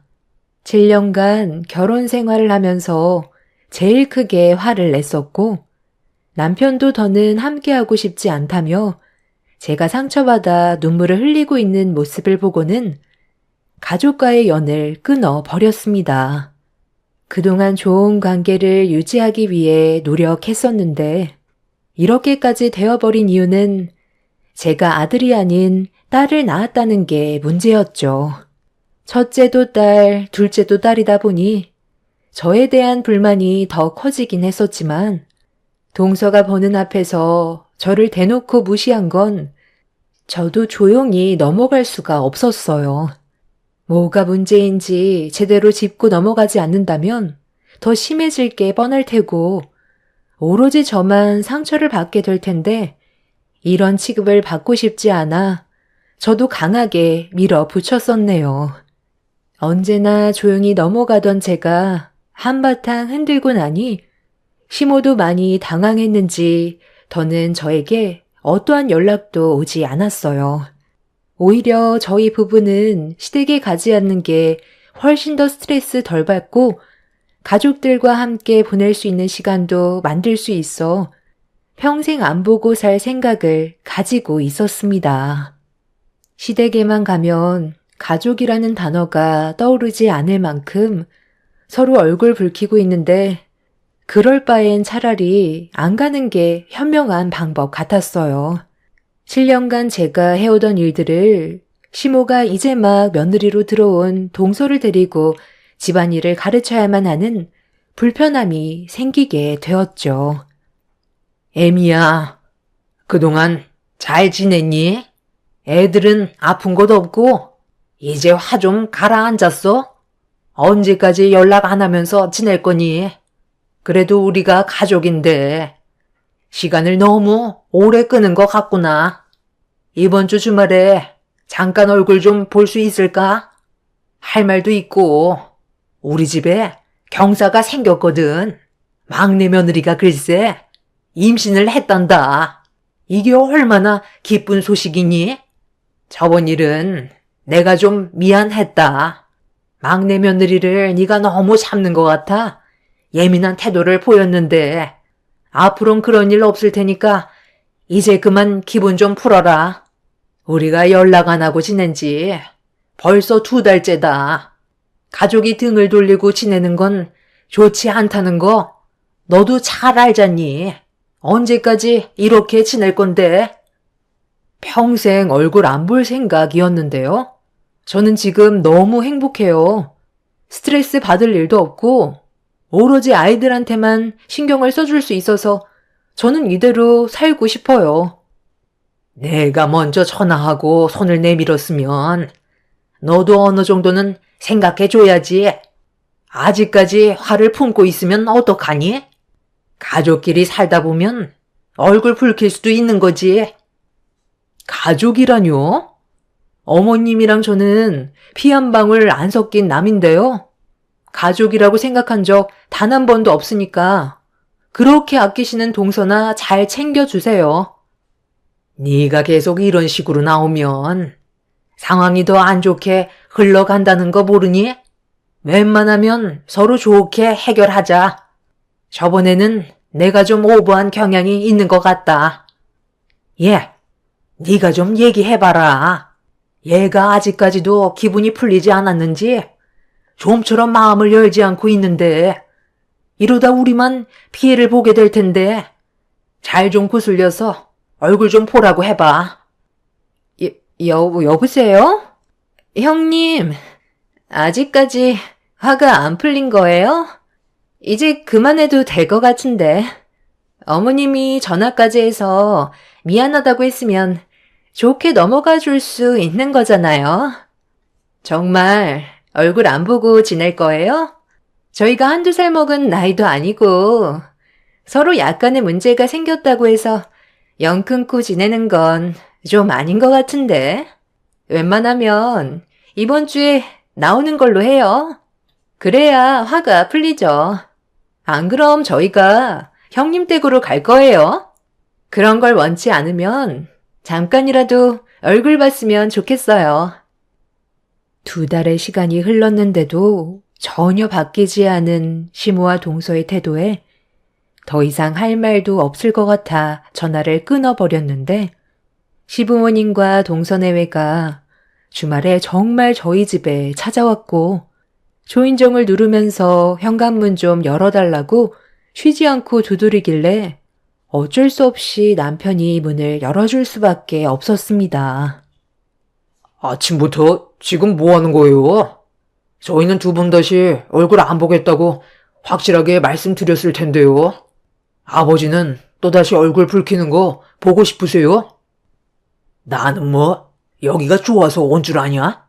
작은 며느리가 요즘 들어 입덧이 심한데 큰 며느리가 입덧 가라앉히는 걸 잘한다며. 둘째까지 낳았으니까 방법을 알 거 아니야. 그래, 얘 좀 봐라. 아주 반쪽이 되어버렸다. 음식을 제대로 먹지도 못하고 냉장고 문만 열면 화장실 직행인데 이러다 탈진해서 쓰러질까봐 걱정돼서 찾아올 수밖에 없었다. 도움 받으려고 힘들게 왔는데 그냥 내칠 건 아니지? 저번 일도 그렇고 사과할 겸 온 거니까 대화로 좋게 풀자고. 그래, 형수. 그냥 좋게 넘어가면 안 될까요? 이러다 정말 어떻게 될까봐 너무 걱정된다고요. 형수가 좀 도와주세요. 아무리 얼굴 붉히면서 싸웠어도 가족이잖아요. 형님, 제가 지금 아무것도 먹지 못해서 하늘이 노랗게 보일 정도예요. 저 정말 이러다가 세상 떠나면 어떡해요? 하루 이틀 입덧하는 것도 아니고 쉬지 않고 계속 하다 보니까 온몸에 힘이 없어요. 그런데 형님이 해준 음식들이 생각이 나더라고요. 갈비찜 해주면 기운 좀 되찾을 것 같은데 어떻게 안 될까요? 그래, 다른 것도 아니고 얘가 임신해서 입덧 때문에 엄청 고생하고 있는데 뱃속에 있는 아이를 위해서라도 네가 신경 좀 써주면 안 되겠니? 저한테 온갖 상처를 줄 때는 언제고 아쉬우니까 찾아와서 뱃속의 애핑계로 저를 이용하려는 거 모를 줄 알아요? 입덧한다고 세상 떠나는 것도 아니고 시간 지나면 어차피 가라앉게 되어 있어요. 정 힘들면 산부인과 가세요. 여보, 우리 오늘 애들 데리고 바람 쐬러 가기로 했잖아. 서둘러 준비해서 나가는 게 좋겠어. 저희 가족도 일정이 있는데 연락 없이 찾아와선 다짜고짜 동서가 입덧 때문에 고생한다고 저보고 음식을 해달라는 시댁 식구들의 행동에 이미 기분은 상당히 안 좋았어요. 본인들만 생각하는 이기적인 행동들은 전혀 바뀌지도 않았으면서 제가 나가달라는 말에 서운하다며 저희 집에서 또다시 난리를 치기 시작했죠.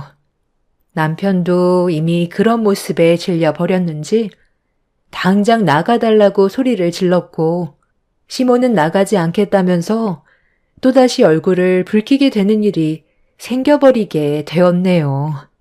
그날 저희 가족도 오래간만에 시간을 조절해서 여행 계획을 세웠던 건데 시모와 동서 때문에 모든 일정에 문제가 생겨버리게 되었고 이런 상황들이 짜증이 났던 저는 시댁 식구들을 사정없이 밖으로 밀어버렸어요.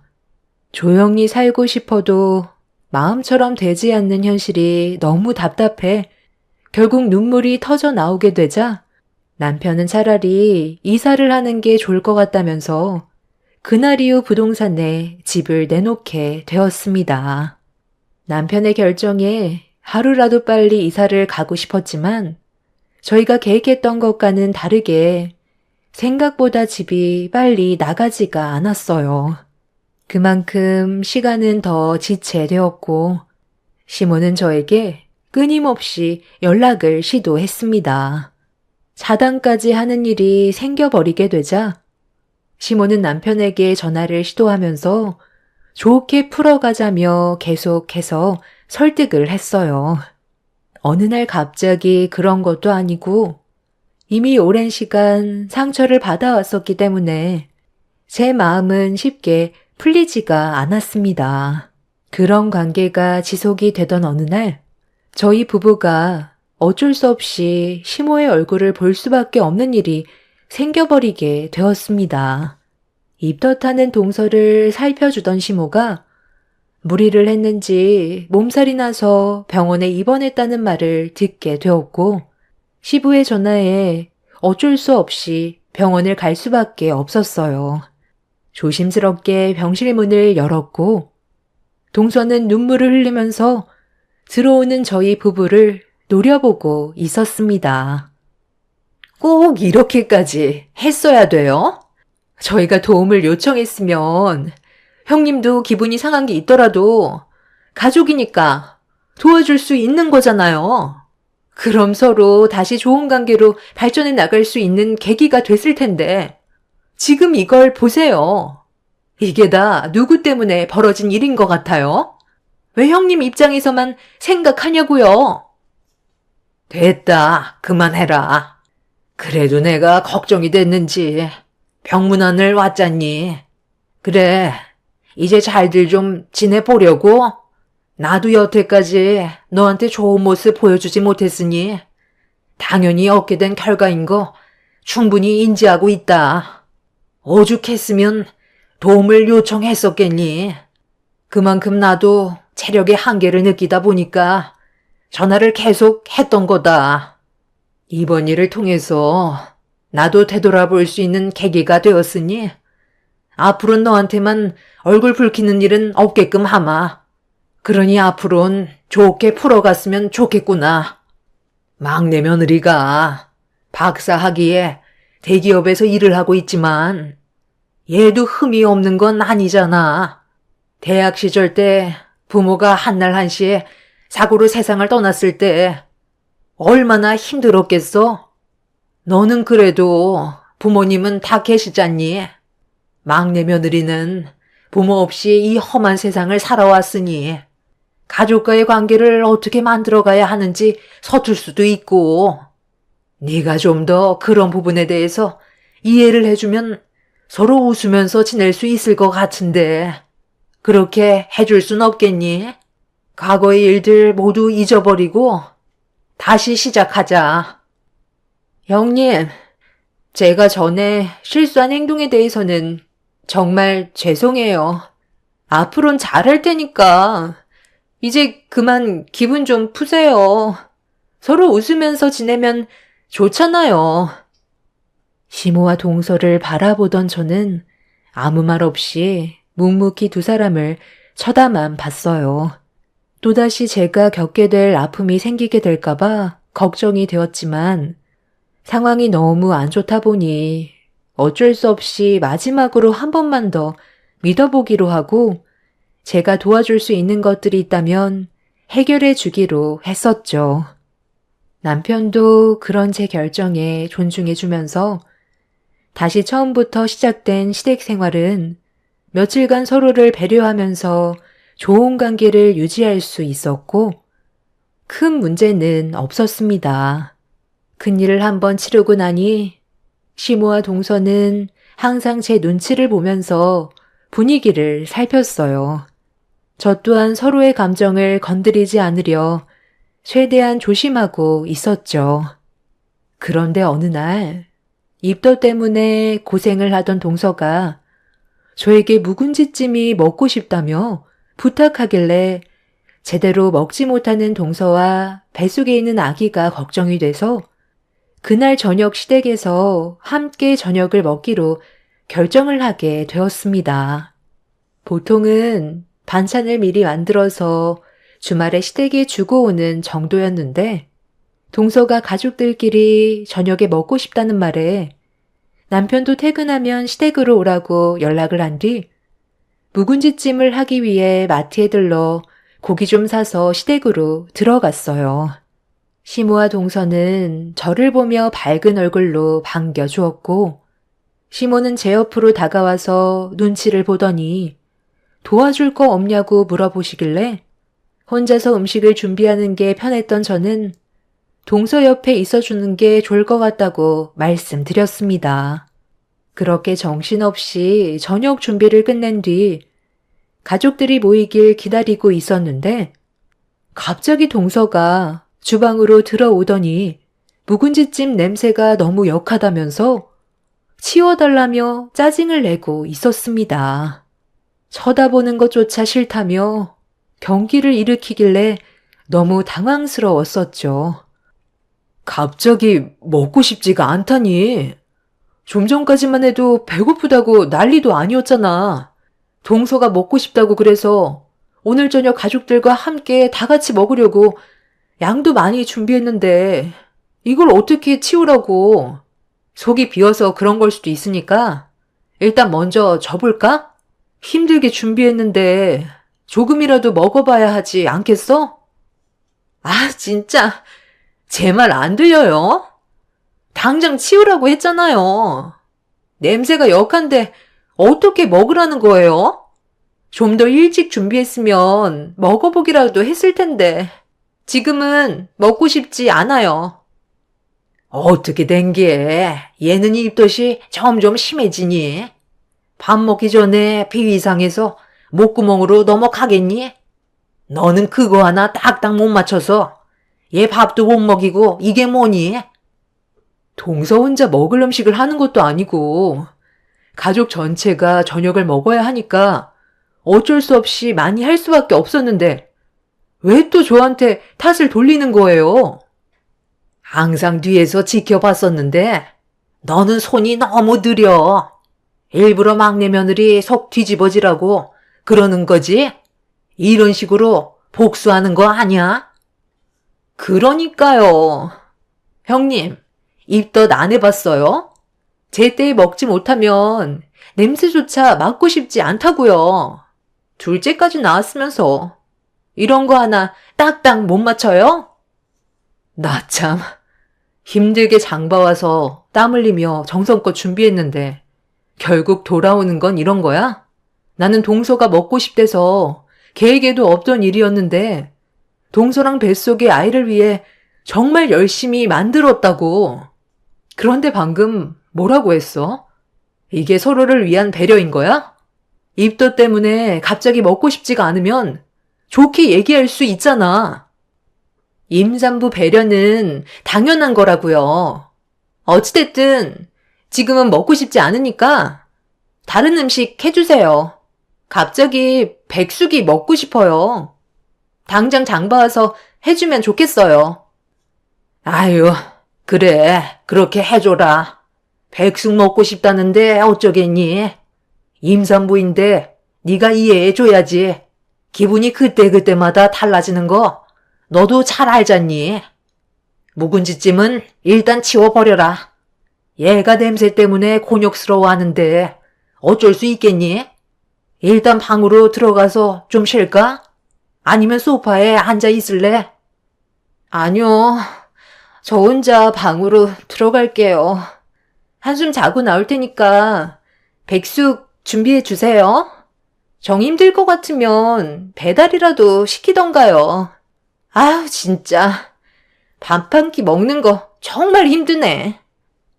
동서의 행동에 어이가 없어서 할 말을 잃어버려 방으로 들어가는 모습을 멍하니 바라보고 있는데 갑자기 시모가 뭐 하나 마음에 드는 구석이 하나도 없다며 제 뺨에 손을 올리려 하길래 너무 놀라 피하면서 뭐 하는 짓이냐고 소리를 지르려는 순간 때마침 시댁 식구들이 하나둘 집으로 들어오자 시모는 거실 밖으로 나갔어요. 시모의 행동에 충격을 받은 상태에서 남편은 주방에 서 있는 저에게 다가오더니 표정이 좋지 않은 걸 눈치챘는지 무슨 일이냐고 물어보길래 좀 전의 상황을 설명했어요. 그리고 제 말이 끝나자마자 남편은 제 얼굴에 손을 올리려 했다는 거에 분노를 가라앉히지 못했어요. 이런 와중에 동서는 방에서 급하게 나와 화장실에서 입덧을 한 뒤 힘겹게 걸어 나왔는데 그런 동서를 보자마자 안 좋은 대화를 주고 받았습니다. 시동생은 남편한테 뭐 하는 거냐고 목소리를 높이면서 갑자기 밖으로 뛰쳐나간 동서를 뒤따라 나갔어요.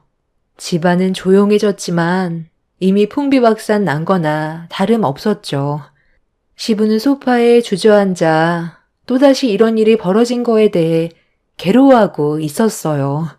그렇게 한참 동안 정적이 흐른 뒤 동서내외가 다시 집으로 들어왔는데 남편은 동서내외를 보자마자 입을 열었습니다. 이 망할 놈의 집구석. 내가 오늘 바로 잡을 거니까 둘 다 당장 무릎 꿇어. 재수 씨는 사람이 왜 이렇게 이기적이고 가족 간에 분열을 만드는 거야? 입덧 때문에 먹고 싶은 마음이 없어졌으면 좋게 설명하면 되는 거지. 꼭 이런 식으로 나왔어야 돼? 앞으로 조심하겠다면서. 지금 집안 꼴을 보라고? 어머, 그래서 이게 다 내 탓이라는 거예요? 형님이 제때에 음식 해줬으면 아무 일도 없었다고요. 제가 부탁한 게 언제인데 그거 하나 딱 못 맞춰서 밥을 먹지 못했잖아요. 뱃속에 있는 아이한테 문제라도 생기면 아주버님이 책임질 거예요? 도와주겠다는 말만 그러지. 일부러 제가 고통받는 걸 즐기는 거 아니냐고요. 동서, 말이 좀 심한 거 아니야? 나도 똑같은 경험을 했었고 그 고생을 알기 때문에 최대한 서둘러서 음식 준비해 주려고 했었어. 그런데 고통받는 걸 즐긴다고? 오늘로써 확실하게 알 수 있겠네. 동서랑 나는 서로 좋아질 수 없는 관계고 앞으로도 얼굴 안 보고 사는 게 상처를 받지 않는 유일한 방법이니까 네가 직접 해서 먹어. 더는 대화조차 섞고 싶지 않아 아이들을 데리고 남편과 함께 집으로 돌아가려는데 현관문을 나서려는 순간 동서가 갑자기 제 머리채를 잡아 사정없이 흔들었어요. 너무 순식간에 일어난 일이라 무방비 상태로 당해 버렸고 동서의 돌발 행동에 놀란 남편은 동서를 저에게서 떼어내려고 밀어내는 순간 손으로 잡고 있던 인부복이 뜯어졌고 온 가족이 동서의 몸을 보자마자 경악을 하고 말았습니다. 제 눈에 들어온 건 동서의 임신한 몸이 아닌 임신 체험복을 착용하고 있었고 그걸 보게 된 가족들은 할 말을 잃어 동서의 몸을 빤히 쳐다만 보고 있었네요. 시동생이 급하게 동서의 몸을 숨겼지만 이미 모두가 거짓 임신이었다는 걸 알게 되어버려 화가 머리끝까지 올라온 상태였죠. 동서도 많이 당황했는지 시동생 등 뒤에 숨어서 아무 말도 하지 못하고 있었어요. 그런데 갑자기 화장실로 달려가 또다시 입덧을 하기 시작했고 시모는 그 모습을 보면서 이미 임신이 아닌 거 모두가 알게 됐는데 그만하고 나오라며 가만두지 않겠다고 화를 냈습니다. 동서가 잠시 뒤 화장실에서 나오자마자 시모는 동서의 머리채를 잡아 사정없이 흔들자 시동생이 뜯어 말렸는데 갑자기 동서가 그 자리에서 정신을 잃고 쓰러져 버렸어요. 시모는 그만 연기하라면서 발길질을 했는데 꿈쩍도 하지 않길래 뭔가 문제가 생겼다는 걸 뒤늦게 알게 된 가족들은 서둘러 119에 도움을 요청하게 되었고 그렇게 응급실로 실려가게 된 동서는 입원을 하게 되었습니다. 갑자기 정신을 잃었던 건 숨기려 했던 일들이 드러난 거에 대한 충격 때문인 줄 알았는데 의사는 정밀 검사를 해보는 게 좋을 것 같다며 심각한 얼굴을 하고 있었어요. 뭔가 불길한 느낌이 들긴 했었지만 별일 아니라고 생각할 수밖에 없었죠. 동서가 임신인 걸 속이고 그동안 연기를 하면서 가족들을 부린 거 외에는 딱히 문제가 보였던 적은 단 한 번도 없었거든요.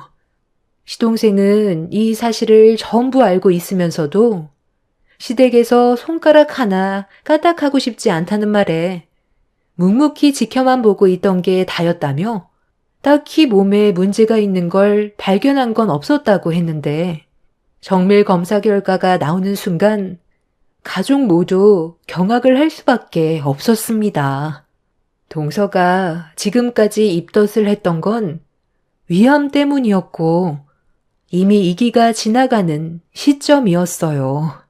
이 사실을 알게 된 가족들 모두 눈앞에 보이는 현실을 믿을 수가 없어 동서를 한심하게 쳐다볼 수밖에 없었습니다.